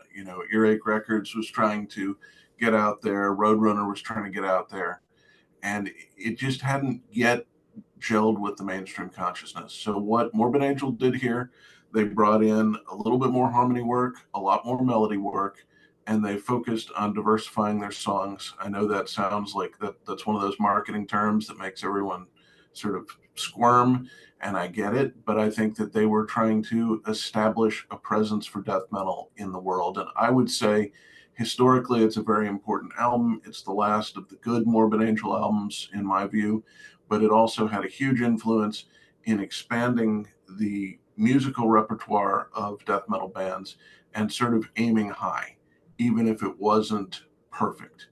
And, I still listen to this one. I can still listen to the first three and enjoy all of them. And I enjoy a lot of what Trey was doing on this. And I was very glad that it had such imagination at a time when really a lot of the big bands were trying to be Cannibal Corpse, which means dumber and dumber and dumber until it just hits you over the head. And it's a rhythm you can't deny because it appeals to your reptile brain, and it's best experienced right after a head injury. So this is a great album. There's a lot of great work on it, and I'm glad you included it here. All right, I believe that's everyone. A stays. Metallica, Ride the Lightning, and I apologize if you can hear Doberman barking in the background. Dog goes ballistic when she doesn't get attention. But holy shit, Ride the Lightning! I got this album when I was 10 years old. And also had Master of Puppets, and Justice for All, which we're gonna get to later. Even Load. I had the Load. I had the Load. Sorry. Yeah, I had the Load when I was a kid, and I was mainly drawn to the heavier stuff than the country metal shit. Um, and in Tampa, there was a station, 98 Rock, that used to have mandatory Metallica hour every day, and I would record those songs on cassettes and replay them over and over before I eventually got the CDs. And Red Lightning was one of the first, and holy shit, must have listened to this 1,000 times. Great songs, very distinctive characters, and just a flowing nature to the melodies. And there's a element of like classical guitar to some of the parts and all that, and just very flowing music. And even when I was a kid, just being amazed by how well composed the riffs were in that early Metallica. I'll start with you, Mr. Stevens. I know you just got done with Morbid Angel, but Ride the Lightning, this is the best Metallica album, right? Yes, this is the only Metallica album I can really still listen to. I like to throw on the first album when I'm cooking. It's a great album if you're making a huge meal for lots of people. Fully energetic, very basic heavy metal done very creatively with obviously a huge new wave British heavy metal influence, but also a very clear West Coast punk influence. And it's really a great album. But this one was Metallica's peak because they combined all of that formative material, brought out the depth of the new wave of British heavy metal, especially stuff like Angel Witch, some of the Budgie, some of those bands that influenced them, the prog side. And I think there's a very hidden but evident prog influence on everything that's on this album. It's a wonderful album. A lot of people criticize it as being amateurish. The production's amateurish, the vocals are amateurish. I don't care. I don't care at all. It is a wonderful album. At this point, most of the time what I throw on are the Metallica instrumentals when I want to have the Metallica experience, because so much of what that band was about was actually music and not image. And I think the audience got it completely backwards. They fundamentally wanted to write some interesting melodies and work with harmony and create some interesting riffs and atmospheres. And this album does all of that. It may not be their peak as far as Hetfield knowing what he was going to do, but keep in mind you've got some classics on this that lay out all of the archetypes of speed metal. If you wanted to know how to be a speed metal band, this is the album to emulate, even if you decide to update it with some of the trendier stuff or whatever. But it's a great album. I can listen to it start to finish. It does maybe sound a little dated, but again, do we really care if an album sounds dated and it's good? I couldn't care less. This is a great album. I'm glad you threw it on here. Excellent, excellent. How about you, Paul? Yeah, this is a wonderful album. I do have to say it gets about 10 times better if you skip Escape. But other than that song, one thing that has to be noted is that this album, especially for its era, for 84, this is a shockingly, I hesitate to use the word extreme here, or even just to lay it out with something as vague as dark. But like, compared to where extreme metal was going to go in just a few years, this is a lot further down that track than it's given credit for. Listen to that, that pre-chorus riff in Fight Fire with Fire, that just, rapid fire chromatic, tremolo picked riff. That's very death metal already. Or the intro riff to Ride the Lightning, and then going into that just immensely dark groove. There's already a lot of the DNA of death and black metal, surprising amount, present in this album. More so on the A side and plus Call of Cthulhu than on the B side, where the B-side, other than Call of Cthulhu, is much more straight speed metal. But this album is a lot more advanced towards death and black metal, I think, than it frequently gets credit for. Very ominous, very strong premonition of what was to come from metal, I think. And a really good listen in its own right. Very true. You know, one thing that we've forgotten, just real quick to inject this, is how different speed metal sounded back then. That muted strum sound with the explosive sound it has and the intense distortion, that didn't exist until Metallica came on the scene for most people. Punk bands didn't do it for the most part. It was a completely different sound, and a lot of bands went crazy sort of playing around with that because it was kind of the new sound that everyone wanted to be into. Now, of course, it simply makes me want to stab myself in the eye with a fork. Excellent. Tyler. Yeah, I mean, Metallica was such a huge thing for me when I was young, and over the years became virtually a non-entity for me for whatever reason. But if I'm looking at Metallica's good material, so to speak, I would say this is definitely their most consistent and their best work. Um, the songs all the way across, you don't really have anything that almost descends into proto groove metal or something that sounds suspiciously similar to radio metal, despite all of the chugging, like I would argue even starts to come across pretty clearly on Master of Puppets. It also has some examples of some truly brilliant songwriting. The instrumental, which Metallica's instrumentals on their early work, I think, were always their strong point, is a really fascinating example of how truly symphonic in scope metal can become at its best. So I suppose I would put this in an A tier. It's got some truly inspiring moments in kind of the similar way to some of the best of new wave of British heavy metal. But yeah, as far as Metallica's good albums go, I would say this is probably the best one. Very cool, very cool. So next up is Samael, Ceremony of Opposites. This band and this album specifically is what allowed me to get into black metal, even though I wouldn't really consider it full-fledged black metal. But when I was in school, I remember this goth girl. She's like, I love black metal. And then like, what is black metal? And she shows me Cradle of Filth, and that turned me off of black metal. What I thought was black metal back then, but got into Samael, just perusing the internet, and it opened the door for me. It was a gateway band, this album specifically, and there's a very flowing nature to the songs. It is, you can kind of tell, like, with how percussive it is. Even a lot of the riffs are quite percussive. Um, that they were trying to appeal to a broader demographic at this stage, which I think they succeeded. Granted, I do like Blood Ritual a little bit more now, especially now. But uh, for Ceremony of Opposites, when I listen to it, it's one of those albums still that I understand is flawed. That I know Mr. Stevens has criticized it in the past by saying it doesn't feel like a full album experience. I get that. A lot of it seems to be like piecemeal ideas, but the material that's there, there's very thoughtful lyrics for a band of this nature too. I would consider it on par with like Morbid Angel lyrics.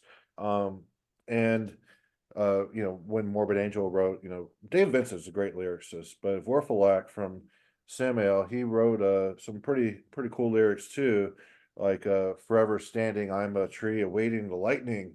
I remember reading that when I was kind of like, whoa, that is profound. And but this opened the door for black metal for me. That's why it's perspective changing. I'll start with Tyler. Samael, Ceremony of Opposites. You probably hate this album. I don't hate this album, Oh, you don't? actually. You No, like it? it's it's pretty decent. I listen to Worship Him a lot, and I don't listen to this a lot. But for what it is, it's pretty good. It's got some really interesting ideas. Um, how do I want to put it?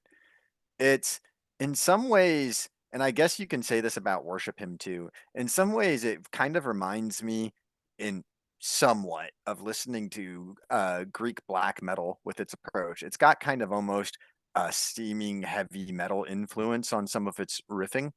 Um, But that being said, it does hit on some pretty excellent moments.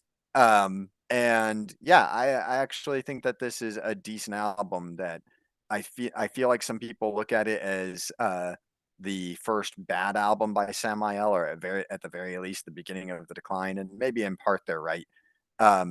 But this is what was it? I really feel like it has a lot more strong moments than perhaps those people give it credit for. I would probably give it a B ranking, to be honest. Yeah, that's where I kind of put it. It's a B. It's not really the best material by this band, but it was a gateway album for me, like how I guess Cradle of Filth is a gateway band for some people. But yeah, Samuel is what made me tolerate. What I mean by the songs being little vignettes is that each one has like this distinctive character, and the songs themselves flow well, but as the album progresses, there's a lot of different it's very emotional, I would say too. There's like a lot of emotional expression put into it, which kind of has different flavors as you progress. That's what I kind of meant by vignette. But since you're writing in chat, Mr. Stevens, what's your take on this album? I think I already know. It doesn't feel like a full album for you, right? Well, it's ambitious. And anytime a band gets ambitious, like Dark Throne, they often take one album just to do proof of concept and they really nail it on the following album. And I think with this one, Samael was trying to bring in more of the goth and industrial and synth pop into black metal. And it is a vignette album. It's designed to sort of have these different visions of what might be in this style. Of course, I like it because the title is a reference, is how occultists reference the Platonic method.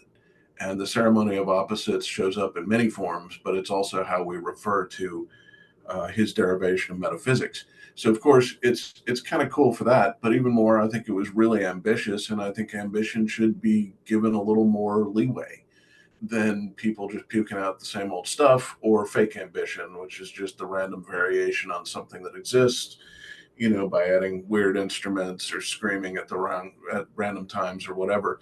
But what they wanted to do was create a seductive album. They wanted to take what mainstream bands were doing in the sort of goth synth pop industrial realm and bring it into this kind of metal sensibility, and then seduce them into this darkness. And I will say, Worship Him is always going to be a favorite because that's where they peaked. It's very similar to Varathron, His Majesty at the Swamp. It's also a vignette album. It's also got its instrumental moments where it really verges on something like Funeral Doom. I'm not even sure what genre this band should be in. I would say they're still proto underground. They're sort of stranded with Celtic Frost and Necronomicon and Onslaught in this sort of zone between what was and what was coming. But there's a lot of good material on here, and it really tried to explore what would ultimately become a direction for black metal, just in a more synthesized and smooth way, and with less reliance on the obvious use of synthesizers, so to speak. So there's a lot to like here. I'm always going to come out swinging for Worship Him, but I can see why this would have been massively influential on you, and I think it was massively influential on the metal audience at the time, and that can't be forgotten. Yeah, the little keyboard parts on this album, I feel like, it's not very virtuosic or emotional, like, or even that neoclassical, like the Cradle of Filth or whatnot. But it's a good usage, like good atmosphere that the synthesizers paint in the album. Well, you, Paul? So for me, on one hand, this album is enjoyable, but that's kind of as far as I can take it. It very much is proto underground or even black metal, turning itself back into rock in a lot of ways. It's the underground becoming much, much more like the mainstream stuff, and that I think robs it of a lot of potential power it could have. When it comes to Samael, I usually go for the second album. Blood Ritual is my favorite by them. This album, I think I listen to it like once every 5 or 6 years, and I mean it's not bad, but it's metal turning itself back into rock. So Yeah, I guess it stays in the B here. Except I don't think it's average. I guess C would be average, but it's definitely distinct for what it is. Like, there's nothing else that really sounds like it out there. Um, but next up is another thing that's very unique. We got Beherit Electric Doom Synthesis. This one, this album made me realize that metal can be expressed outside of metal. The metal spirit, like Electric Doom Synthesis, it's a fucking Beherit album, and you can hear Beherit DNA all throughout, even though there's, the programmed drum beats and synthesizers and electronic music and very primitive take on it too, just like the Beherit take on, metal. It's very primitive, but it's very flowing. There's a great intuition to it, and that's what I really appreciate about Marco Alejo. No matter what he does, there's a great intuition. And it's one of those albums that paints this domineering atmosphere of just evilness and darkness that I can put it on and I'm just completely absorbed. So this is perspective changing, where I realize metal is not confined just to the metal band format. It can be expressed in different mediums. How about you, Paul? So for me, I almost lean towards A on this album. It's good. I think it's very secondary to either Drawing Down the Moon or Ingram. I think that like it takes the ambient approach so far that it almost loses some of the really intense structuralism you need for metal. Like it wants to create moods, but in doing so, it's losing some of, what metal needs in terms of being very logical and structured in terms of how all the parts interrelate. It's sometimes is more about just here is the thing, and I think that makes it weaker than a lot of other Beherit material. I think in some ways you can even make the argument that it's weaker in some ways than the album that came before it. Like, yes, the album that came before it is aesthetically goofy as fuck, but it is more structurally sound. I think is less about just establishing the mood and sitting on it than Electric Doom Synthesis sometimes is. For that reason, I think it is that Electric Doom Synthesis is somewhat secondary in the Beherit catalog. Still good. Beherit's never done anything bad, but I don't think it's his best work or really anywhere near it. Huh. I consider the electronic album, this the H whatever stuff, that came before this, more like the proto expression. This is kind of compacting it into a more solidified form. How about you, Mr. Stevens? I know you love the Beherit. Where does Electric Doom Synthesis rank for you?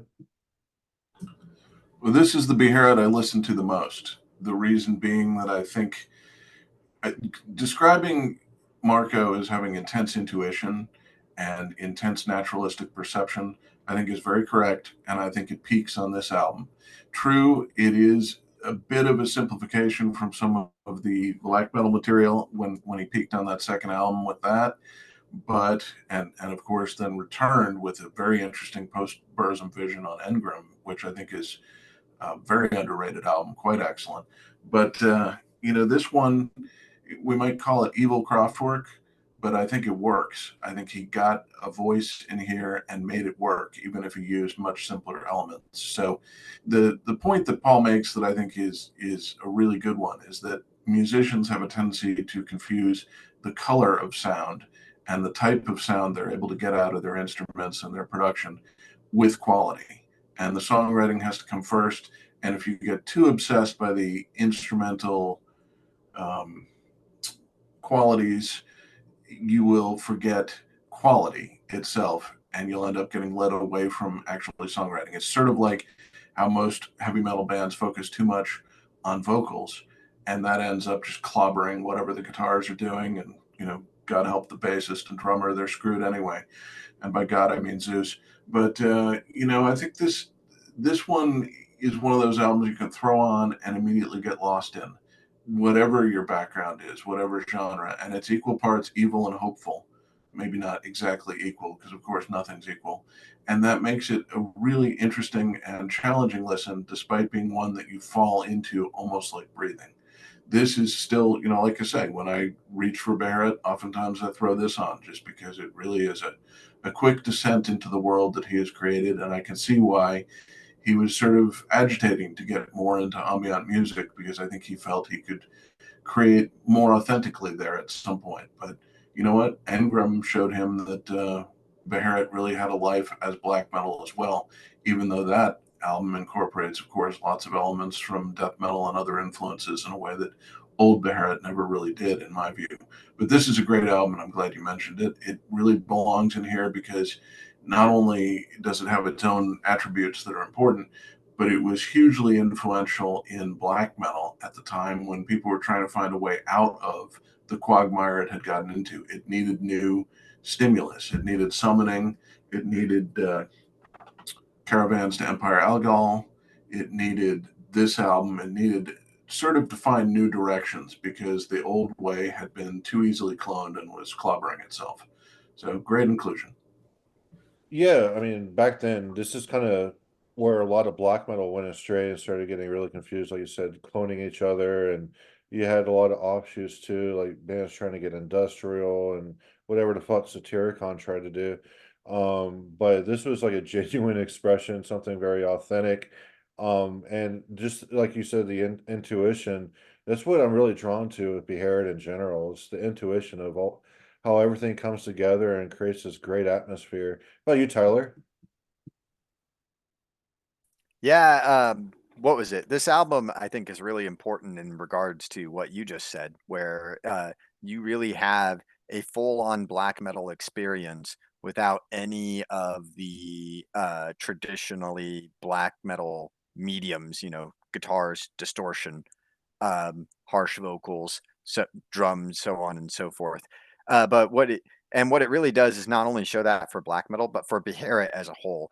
Beherit kind of has this approach where there's this slow nodding into atmosphere, despite the furiousness of a lot of the material and the fast pace of a lot of it. The themes, the riffs, so to speak, almost kind of blur together to create this odd and yet deeply mystical, invigorating ride through like a strange landscape, like some kind of satanic fever dream. And this album is a little bit more contemplative than that, I suppose you can say, but it still has that approach. It still utilizes that mechanism, and in some ways, probably utilizes it to a fuller extent than Beherit did, even on their classic black metal material. Not to degrade that material at all. Drawing Down the Moon is one of my favorite albums ever. But I would almost be willing to say that in some ways, this is the finest work that Beherit has produced. So I would give it an S tier ranking. Yeah, it's staying in the S regardless of what Paul says. Excellent, excellent. So last up for Jason's picks is that Burzum Filosofem. This album allowed me, so I mentioned how Samael was the gateway band for me. This actually opened my aesthetic perception into like true second wave black metal. The Norwegian flavor, where I was able to really get absorbed into the textural components of Filosofem. And it just like changed my perspective 100% on black metal. And yes, I know the first song is very poppy. Beholding the Daughters of the Firmament is perhaps my favorite song off this album. Is it the best Burzum? No, but it's the album that got me into Burzum, and that in itself, that uh, wonderful experience that I haven't been able to really be taken aback and be awestruck, other than discovering Bruckner, his symphonies, Beethoven, really getting into his music. For black metal, it's that Burzum that really made me appreciate the form of art that he was expressing. So, Mr. Stevens, start with you. I know this album gets a lot of criticism for being Odin pop, was the term used at the time. But what I would say to detractors is, have you ever heard anything like it before or since? And the answer is no. It was a really interesting fusion of black metal atmosphere and just the hints of the stuff that My Bloody Valentine was doing, that The Cure was doing, but made it into something that was both poppy and extremely esoteric, because in order to stick with it, you have to get past the poppiness and enjoy it as a journey, as what it is. And I think it's definitely designed to be one of those albums that sets up challenging nuances at opposition to each other to really make you think. You have to do the final synthesis in your own head. Of course, for me, the track I listen to most is the massive keyboard instrumental, because it is a very excellent descent into kind of a spiritual calmness. And I think this shows a very interesting side of Varg, where he's sort of brought nihilism and being resolved and hope together into this unique emotional tapestry that he's sort of twisting in front of us. And so it's a very interesting album, very interesting point of history. And I think it vaulted a lot of people into black metal, but also really improved the genre by kind of forcing them to reject some of the lowbrow, stupid stuff that was coming out, and as well as some of the stupid avant-garde stuff that was coming out, because they simply couldn't measure up. Call it Odin Pop or not, it's a great album. Paul, I'll go with you. So I would swap this album and Electric Doom Synthesis myself. This album is brilliant. It solves the problem that I discussed earlier with Electric Doom Synthesis, that a lot of very ambient material has, is where it loses the structuralism. He managed to avoid that by creating structures by folding layers in and out of each other. It's most evident on Jesus Todd, but it's present in all of the tracks. It makes it very metal and very structural while still having the ambience by doing that. The individual riffs are, of course, absolutely jaw-dropping and amazing. To me, this is a work of genius. Very, very, very dark album, possibly the darkest Burzum, which would mean it's the truest Burzum if you hit the name literally. Unbelievable work. This is actually the Burzum I listen to the most these days. I would put this in S with 0 reservations. And I'm kind of surprised to see it in an A. All right, Tyler. Yeah, this record is definitely an interesting entry into Burzum's catalog. The anti-black metal album, I think, is what he intended for it to be, because he was dissatisfied with the direction that the genre had gone in at that point, which it was definitely starting to fully blossom into stupidity and cheap novelty. And this album definitely rejects that pretty hard.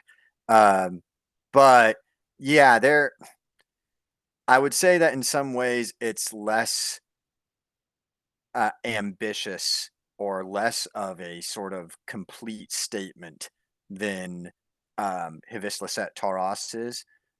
In that sense, it almost kind of harkens back in some vague ways to the album Det Samengengvar, or the self-titled, in that it has a little bit more of a sort of collection of songs feel. But that being said, I would typically listen to everything as a complete album, including this one, because it overall is quality all the way through. It has almost more of an ambient feel in some ways than even Hvis Lyset Taras does. And it definitely starts to incorporate that more into technique. You can see some elements of what later black metal started to use very badly, with the kind of open strumming of like harmonized, slightly dissonant chord voices. But here they're kind of used in a very ambient way to, as Paul said, take layers and fold them in upon themselves and then unfold them. Or, as has been stated about other great metal records, I think I said this about Stormcrowfleet, about having a repetitive pattern that gains significance through repetition to alter context. Overall, I would say this is a necessary album in any Metalheads collection, so I would definitely give it at least an A tier, if not slightly higher. All right, Brett, do you want to be the tiebreaker? Is it S or A? I don't think this one can be rejected, and it's essential reading. It's essential material for the background of anyone who's interested in this style of metal. So I'd rank it as high as you can. All right, Paul, you win. It goes into the S tier. Congratulations, Paul. You have your victory for today. But yeah, definitely good to have that victory before we get into your perspective-changing album, and Justice for All by Metallica. Do you want to expound upon that? So, okay, going back to when I was a kid, my first exposures to metal did not have me liking the genre. The first parts of it I heard were my older stepbrother's Guns N' Roses and Pantera albums. So, like, immediately I'm like, wow, this is moron music. Then the next thing that I heard in quote unquote metal was when Korn and Limp Bizkit got big. And again, I'm like, wow, this is moron music. So, and this continued until I was in 8th grade, sitting in a music appreciation class. And the teacher in that class, a guy named Dr. Zvik, puts on a Metallica song. He puts on, I believe it was the title track from Master of Puppets. And I was like, wow, this is amazing. So I had to go out and buy a Metallica album. The only one that the only CD that they had at my local record store, because I lived out in, buttfuck nowhere, Texas, was Justice for All. So I bought that. And, it changed my life. This was the album that turned me into a metalhead effectively. But more than that, reading the lyric sheet, the chorus of Blackened, like, yeah, okay, that sounds innocent enough now, but I was a good Christian kid then. And that fire to begin whipping dance of the dead, that chorus, I was like, oh my God, this is evil music. I'm a good Christian kid. I shouldn't be listening to this. And it forced me to very much make breaks with my former self, make breaks with my former personality. Like, if it weren't for Blackened, I would be a good Christian kid to this day who never got into metal and was never giving you this interview or this podcast and was, would have never made Condemner. This album changed my life. Now, that said, we have to talk about how good it is. Blackened holds up to this day. I will maintain that 100%. Eye of the Beholder and Frayed Ends of Sanity are good enough. The other songs are absolutely the drizzling shits. Blackened might be enough to push this up to a C for me because that song is a legitimate classic that goes a long way to redeeming the rest of the album, but I can't disagree with a D either because the rest of the album is so bad. I'd lean slightly towards C, but C or D, either one is justifiable, I think. What's the song that starts out? Oh, we, oh, yo. You remember the song? That's the Wizard of Oz, Jason. That's not. No, that I believe is Frayed Ends of Sanity. But that song gets a lot better. But yeah, that is a stupid intro. All right, Mr. Stevens, do you want to sodomize some Metallica now? It needs sodomization. I really enjoy the instrumental from this one, even though they talk about God on it, and that was why I wouldn't listen to it back in the day. I probably was the only 8-year-old who was really into the idea of the Christian Holocaust. I grew up hating Christianity in a boots and braces sense, meaning violent. And I've never really gotten back from that. I think I mellowed on it briefly, but ultimately was like, you know what? Why, throw out the bathwater, keep the baby. We can have spirituality without the Middle East and without dualism and then all the shit that Europeans have projected on this, which ultimately amounts to a bunch of very creative neurosis and perversity and other things. But this album, I had a similar experience to what Paul went through. I was out hunting for Metallica albums. I think I'd finally gotten a CD player and I was just very excited about digital. Why not? It's a cool format. And this was what the local mall had, and I think they charged me $19, including tax, for it. And I was like, Jesus, this better be really good. But you take it home and you realize that things are both good and bad. It's one of those transition albums. Slayer had one. Every band sort of has one where it's kind of elements of the old and the new mixing together, and you see how they're kind of how they found a path to popularity and writing easy and making writing songs easier. And that's going to take over. And so, I like the instrumental. I like the first track. There's good stuff shot through the hole. By the time I get to Harvester of Sorrow, I want to shoot somebody. One makes me want to outright kill people. I didn't really like Master of Puppets. I liked some selected songs on it. I think Orion is the peak of the band, probably the best thing they've ever done. But most of it already struck me as too obvious, even when there's, not just the completely incoherent lyrics and, obviously too sing-songy stuff, but there was clearly a different sensibility than Ride the Lightning, which really was their peak and was a sensitive, insightful, and also penetratingly aggressive album. And that was the wonderful balance that made it work, where Master of Puppets, to be honest, they were inching over toward Phil Anselmo at the urinal. They were getting closer to being Pantera, and that was really sad.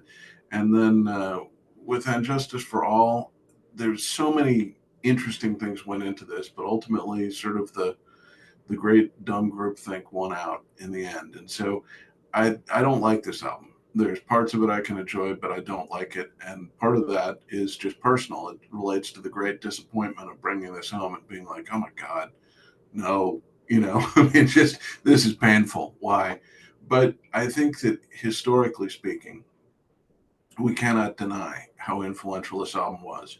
How many kids wore the t-shirt? For how many people this was their introduction to real metal as opposed to the horrible bounce metal and jump metal and monkey metal stuff that Paul had mentioned. People needed this as a gateway, and gateways by their definition, by esotericism itself, they have to be a little bit simplified. So I think it's historically important. Is it a D or a B? Well, I don't really do good with letter grades. It's hard, but I might kick it up to B simply because its peaks are so good. I think that it's tempting in retrospect to be like, "Wow, you guys, you guys screwed the pooch on this one," but it's never going to be that clear. This will always be a mixed bag. So embrace the ambiguity, I say, but then go listen to Ride the Lightning. So when I used to bootleg stuff off the radio, I remember that song Harvester of Sorrow, and I had a friend Adam who taught me how to play chess, and to go play chess with him. I showed him Harvester of Sorrow, and that little kid was headbanging like a maniac. Wow.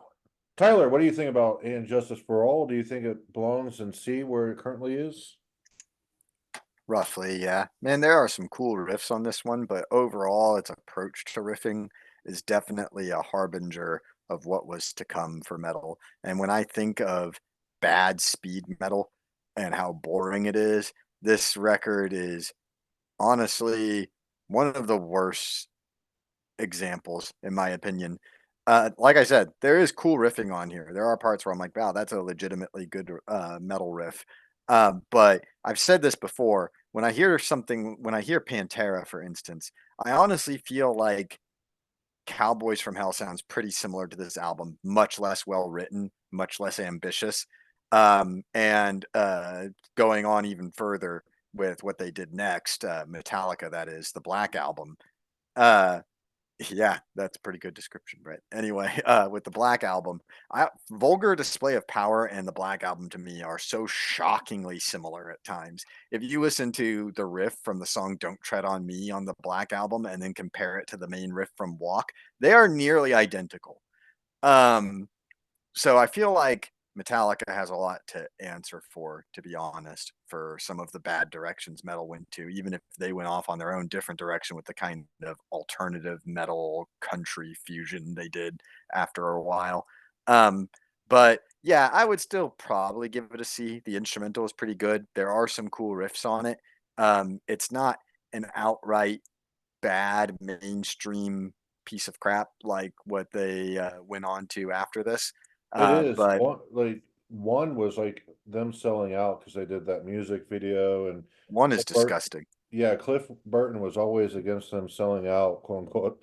And one is like the deliberate selling out, and then you have Yeah, something afterwards like the Black Album.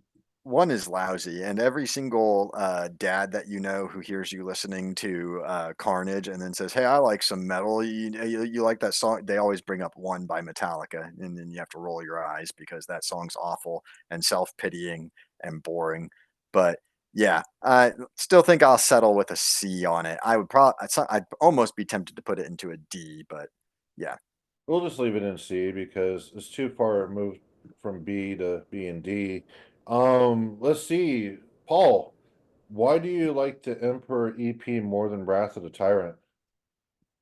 Well, this was, the ones that were perspective changers, and this was the one I heard first. So like going back in time again, I was getting into metal, of course, following the trajectory that most kids do, and I was getting, following the speed metal route, Metallica, then like Sepultura, Beneath the Remains, Slayer. And, for me, like my thought for metal was like, okay, the way you progress this is you get faster, more slamming, more chromatic, more, just punishing this way.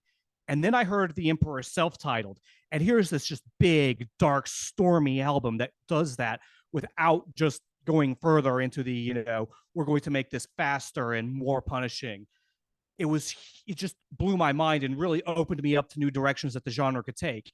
And I mean, it's a brilliant EP. It's arguably Emperor's Peak. You could argue between this or In the Nightside Eclipse. This, I think, has better performances, and it definitely has a much better production in the night than In the Nightside Eclipse does. It's amazing EP. Really shows off the potential of black metal as a genre and just how far things could go if we had, intelligent people trying to push this genre into these directions instead of, trying to dumb everything back down into 3-chord hardcore punk. How old was Ishan when he wrote this? I heard he was like 16 or something around there. I think he was even younger than that. I think they were 15 when this came out. Damn, 15-year-olds. How about you, Tyler? What do you think about this EP by Emperor? So way back at the beginning of this recording, I mentioned how one of the first death metal songs I heard was Dead by Dawn and how it terrified me. One of the first black metal songs I heard was the version of I Am the Black Wizards from this EP, and it had largely the same effect on me. It was a very terrifying experience. That being said, while I went through my phase of discovering and obsessing over In the Nightside Eclipse for many years, and it's still an absolutely amazing, phenomenal entry into the black metal canon. This EP, in some ways, is I don't know if I would want to say better, but it has its own experience to offer that is different than the full length, even if it's clearly a development in that direction. It has the appeal of a production that in some ways is more raw, but also has more clarity due to not having the overwhelming saturation of the reverb from the keyboards that you have on In the Nightside Eclipse. There's talking about in I Am the Black Wizards version on this album, there is a kind of keyboard riff or melody over the recapitulation of the main theme at the end of the piece that is almost inaudible in the version on In the Nightside Eclipse. So you kind of hear more elements of the pieces, I suppose. The two pieces, I think, from In the Nightside Eclipse that are on this album, I Am the Black Wizards and Cosmic Keys to My Creations and Times. And hearing this as a split, honestly, with the Enslaved EP, the Hordanes Land EP, is a really cool and interesting journey. In some ways, some very slight ways, they have a similar approach with a more kind of keyboard driven kind of orchestral approach to black metal, but they also have very different moods, and you kind of are taken through a very vivid landscape in different ways by hearing them both back to back. So yeah, I would say that this has definitely cemented its place as one of my favorite black metal recordings, and I would give it an S tier for sure. So there is a different mix of In the Nightside Eclipse that ended up on the first issue of the cassette, where the bass is more pronounced and it's more audible, keyboards weren't as domineering. And I actually prefer that for anything Emperor. That's like the best for me. But I definitely echo your sentiments about the production on this EP. How about you, Mr. Stevens? Emperor. It's hard to overestimate how important the Emperor and Slave split was. This was at a time when you couldn't get very much black metal and everyone knew Mayhem, and that sort of dominated the imagination of the audience. This was the introduction for most people to subtle black metal. It was, took the general approach, the sort of laid back approach, the dark metal approach of the first Dark Throne, and made black metal out of it in a very imaginative, almost Tolkien-esque or Lovecraftian way. And I think the two of these worked well together because both of them had that approach in general, even though they took different paths to it. And both were created by people who were, barely into their teens, essentially. I think the enslaved guitarist was 14 when they started recording this, or somewhere thereabouts, and Isan was very young, as everyone noted. They were very hopeful. These were very imaginative, creative works by high school bands that really, I don't know if they thought this was going to go anywhere. They just wanted to create this certain type of experience, and it's very successful as that. At that, I used to listen to this album a lot at night, like the first Dark Throne, because it so much has that nocturnal vibe, and has a very, there's something about when night falls and you can't see all the clutter of the day. It's like entropy has been removed, and there's a very hopeful side to that darkness, even though there probably should be fear and intimations of death and all that stuff. But a big part of romantic art is accepting death and seeing it as necessary, so that you don't end up in the Pantera world and trying to deny all the things that make you upset with whiskey and blues and stuff like that. But this is a very creative album that was very historically influential, and I still listen to it in its original form as the two EPs to this day.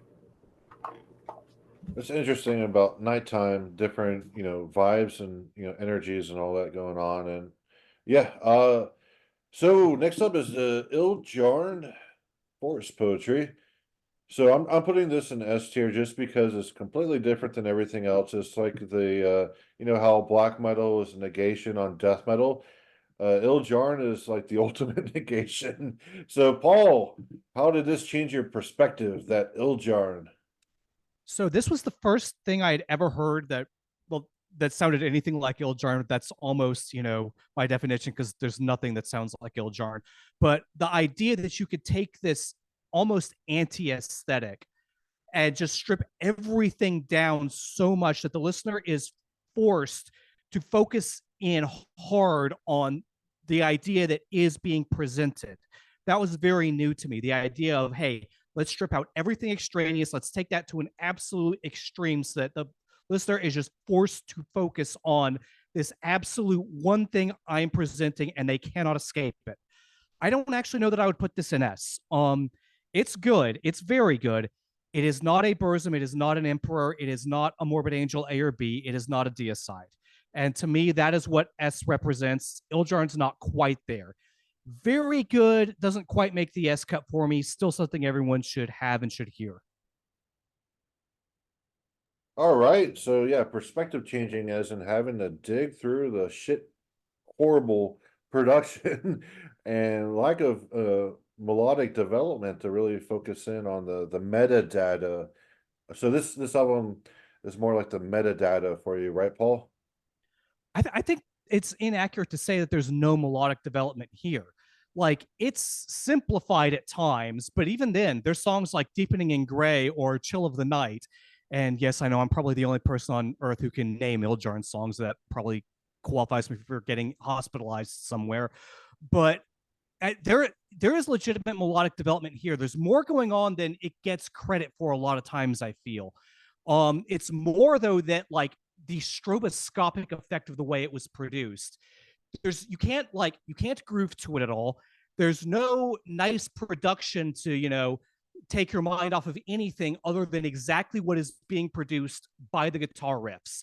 The vocals are almost just white noise. Even it's very, by stripping out so much, by making it so, I hesitate to use the word ugly, but that almost is the right word here in its production.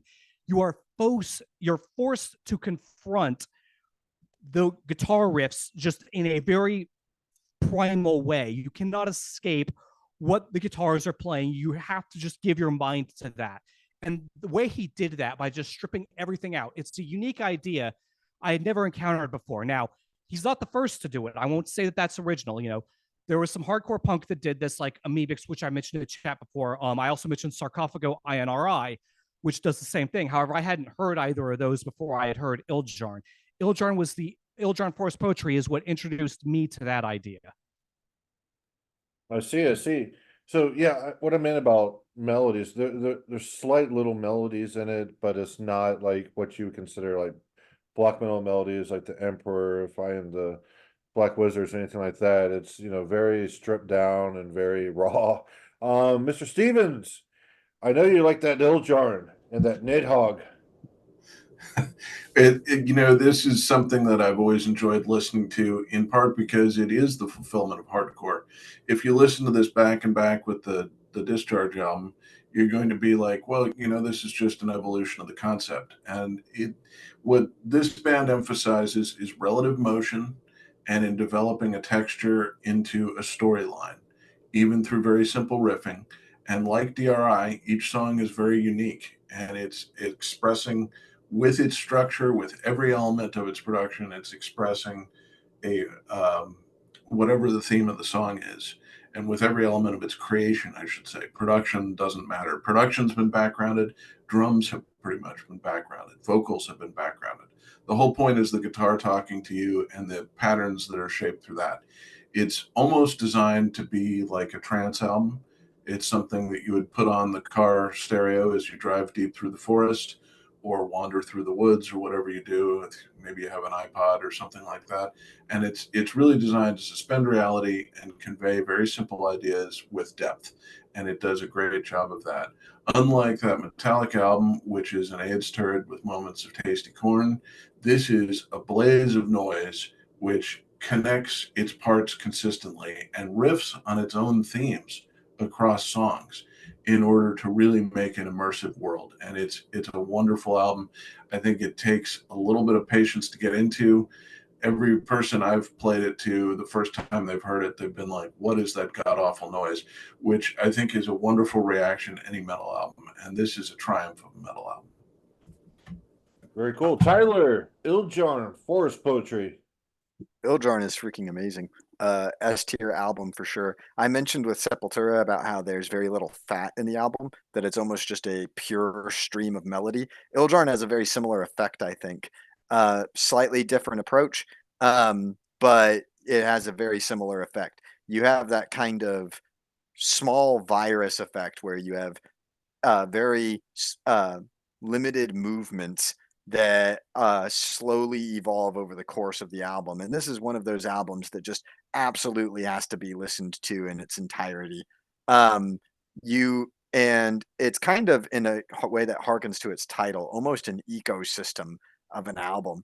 There are the sort of simplistic themes that are introduced throughout the course of each piece are almost like elements that paint an overall picture of a certain landscape of the kind of conflict and constant push and pull and energy transfer between various things within nature. It also kind of has that ambient effect where, because everything is so stripped down, because everything that could provide some kind of emotional storytelling element is so backgrounded, it doesn't kind of have like what a lot of people think of as synonymous with music. It doesn't have a narrative per se. In a sense, to put it really simply, because I'm having difficulty describing this, it gives you the sense that events are simply happening, and that you are witnessing them. That there's no sort of moral or sort of I don't know how to necessarily say it, emotional significance to it.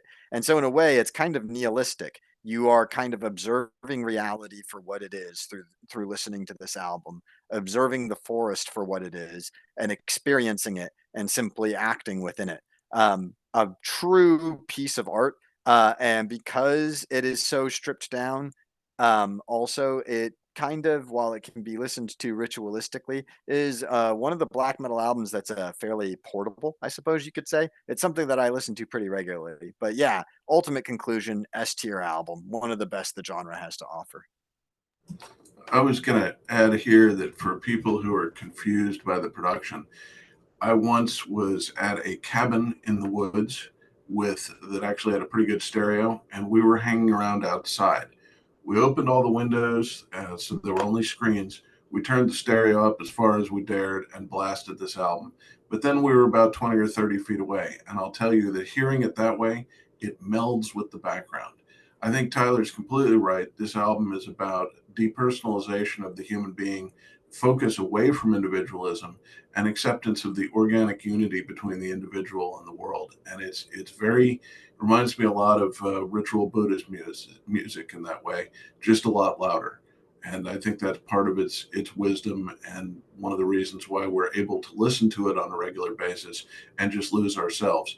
I often compare this to K.K. Null's work, which has a similar approach, which is this blaze of noise in which these movements happen, these motions happen that gradually begin to resemble the process of thought itself. And it is depersonalizing in that you lose a sense of individuality and just think about what's happening in the music itself and how that reflects with the world. So very meditative. Excellent points, Tyler. Cool. Still running a little bit behind here. So moving on to Mortem de Natural Daemonum.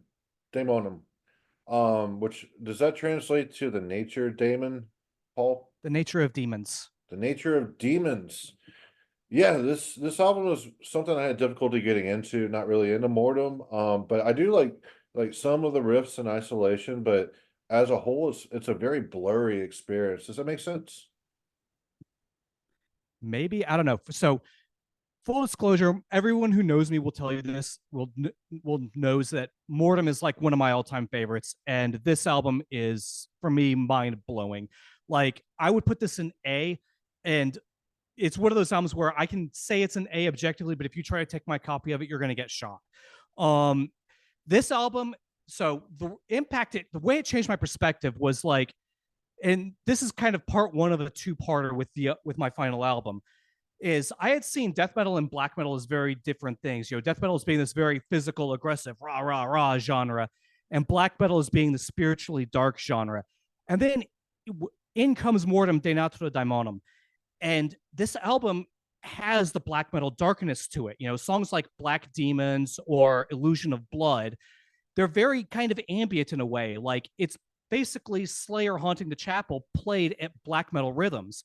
A lot of non-muted tremolo picked strumming, and it creates the atmosphere while having the energy. It melds these two streams together into one very, very strong expression.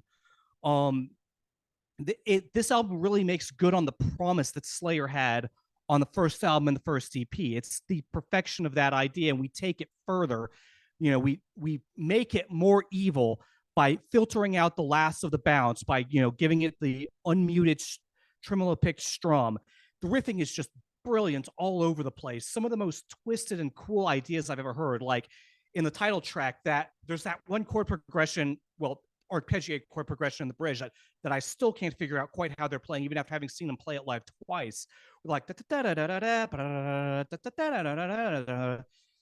it's just amazingly creative stuff. Unbelievable album. I guess it's not quite a Deicide or a Morbid Angel, although I listened to this one about as much. Just an absolute favorite. Yeah, this is absolutely at least A tier for me. It's not one where if you say that you've never heard it, I'm going to go, what the fuck? But at the same time, it's one that, in my opinion, absolutely everyone should hear and absolutely make a part of their regular habits. Interesting. Like I did not have the same experience as you did. Maybe I wasn't paying close enough attention or something like that. What I get, like this band's from Peru, and a lot of Latin American death metal bands that come really close, or black metal bands even. There's, other than like, you know, Sarcophago and Sepultura, bands like that, the later camp, they seem to get a lot of things right that a lot of American bands nowadays don't get right. Like we have the OSDM revivalist shit going on, which is completely contrived. Whereas Latin America, you can tell they're authentic with their approaches to, you know, old school extreme metal. But there's always just like an ounce of something that's kind of missing for me with a lot of those bands. Now, the early bands, like I said, phenomenal. Can listen to Beneath the Remains on repeat over and over and over. But yeah, Mortem, I had difficulty with this. Like some of the riff choices seemed odd. How about you, Mr. Stevens? You probably know this band better than I do. Oh, probably not. I've heard them over the years and enjoyed them. I think both you and Paul have excellent assessments.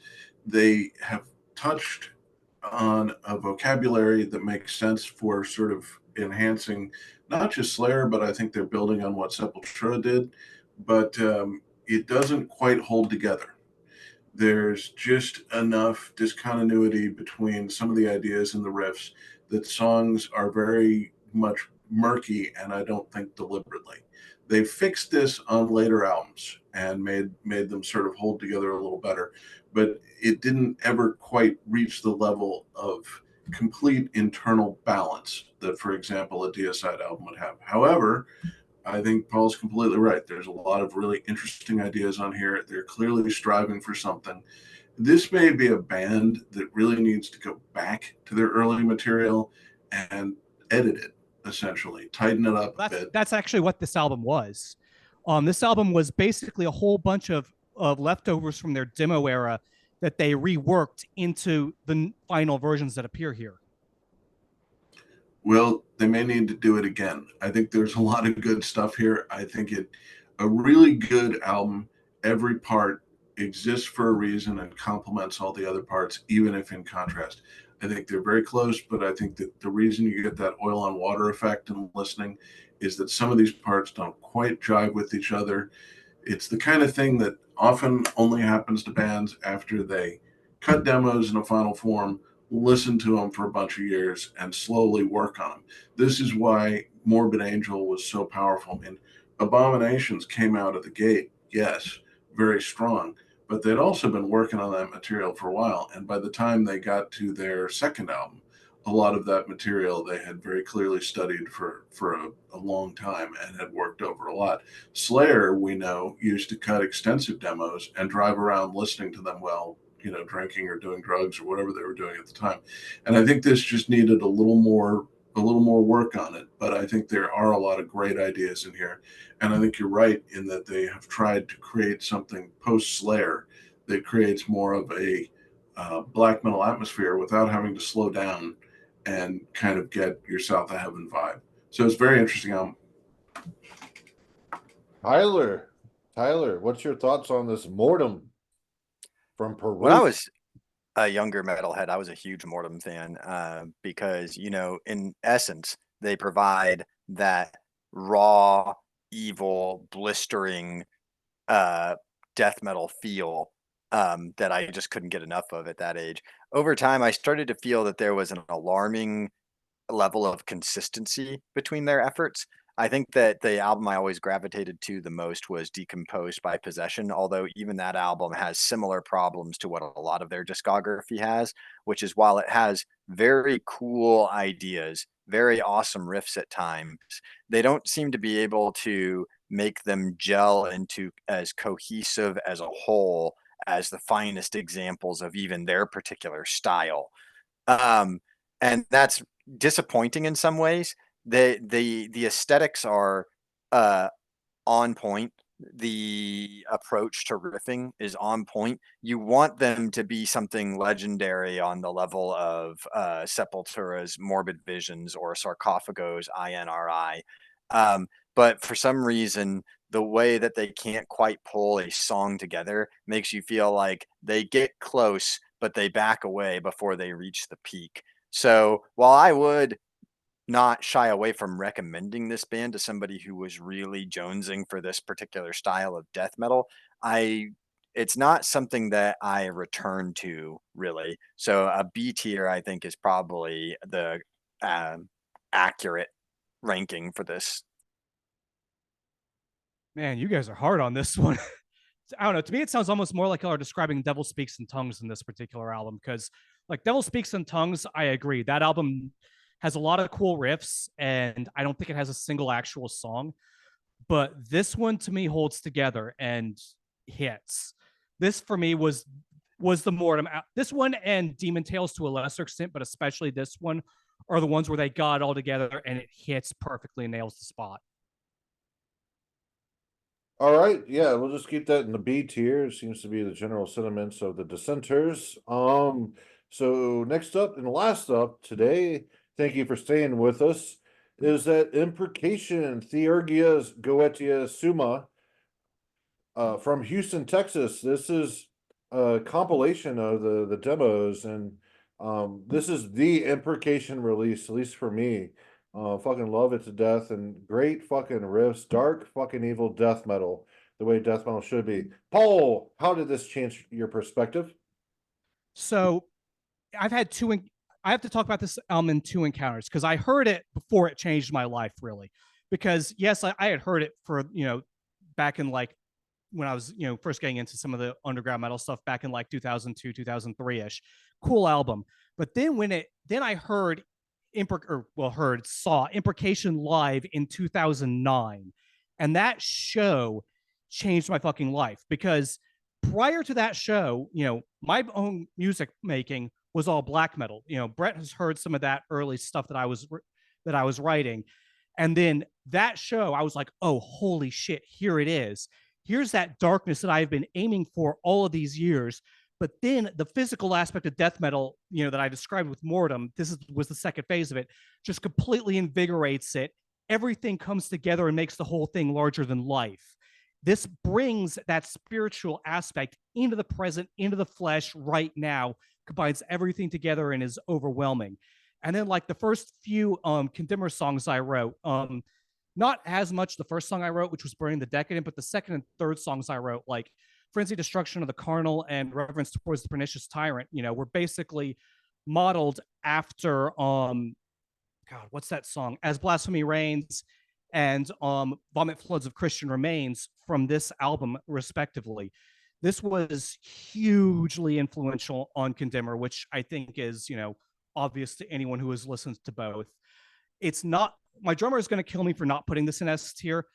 It's not Morbid Angel or Deicide, but it's an absolute classic, and it is, an amazing album and I do consider it an album. I know that it's technically a compilation. I never listened to it that way until, like 2013. I still think of it as being one whole thing because that's how I listened to it for years. It is an amazing album, one that everyone should listen to. Tyler, Imprecation.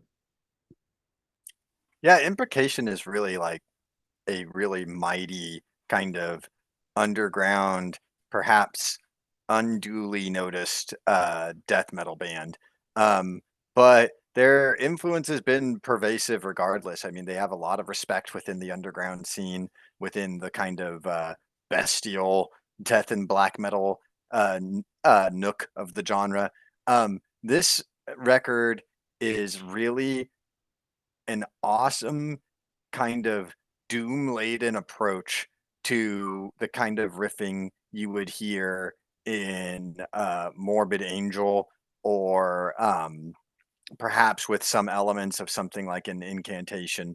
But in some ways, I would almost say it's like the doomier moments that Morbid Angel tried to hit on Covenant or even on Domination, but done with a lot more ritual, a lot more mysticism, and a lot, in some ways, more convincingly, because I don't really consider those moments Morbid Angel's best moments. So, yeah, I would not put this in S tier for the same reason that Paul said, in that I would not rank it as highly as the death metal albums I listen to consistently, like Abominations or Deicide's first three or Morbid Visions or so on and so forth. But it's still a very excellent death metal album. It's not just, oh, a good death metal band from Texas. It's actually of a pretty enduring quality. All right, Mr. Stevens, let's wrap this up, sir. Imprecation. I know you've heard this album before. Yeah, I used to play it all the time, mix it with Incantation and Massacre, made for a great transition. I think that very few bands wanted to do the ritual metal thing, but this was a band that wired that into its approach from the get-go, and that made it have a very unique atmosphere and a very powerful sense of being intuitive. It felt natural to listen to, even if it was very uneven. I still listen to this as an album because I think of it as a compilation from an era. We'd been playing the demos on the air, and finally we had a CD we could play, and that made things so much easier. This is a legendary band, I think, because of the vision they had of how metal should reflect ritual and occult learning, if it was going to be satanic. And I think that pervaded and has gained currency with lots of bands. One way to view this band that's very interesting is that they took a low-tech American approach to European style death metal. And it's always been a fascinating release, and I think it had indirect influences more than direct influences. But let's just say that everybody back in the underground back in the day knew this one. Yeah, there's some good riffs on it. Sorry, I just wanted to say something stupid, not as as nuanced and articulate as you fellas. But anyway, I want to thank you all, Mr. Stevens, Sodomizer, Prozac. Thank you, sir. Thank you for having me on. It's been a pleasure. Yes, sir. And Paul, sorry to shit on that Mortem. Thank you for joining today. Glad to be here, but Mortem fucking rules. And Tyler, you got to talk a little bit about that Morbid Visions. Yeah, I was very pleased to do so. Thank you for inviting me. Yeah, and thank you all for listening.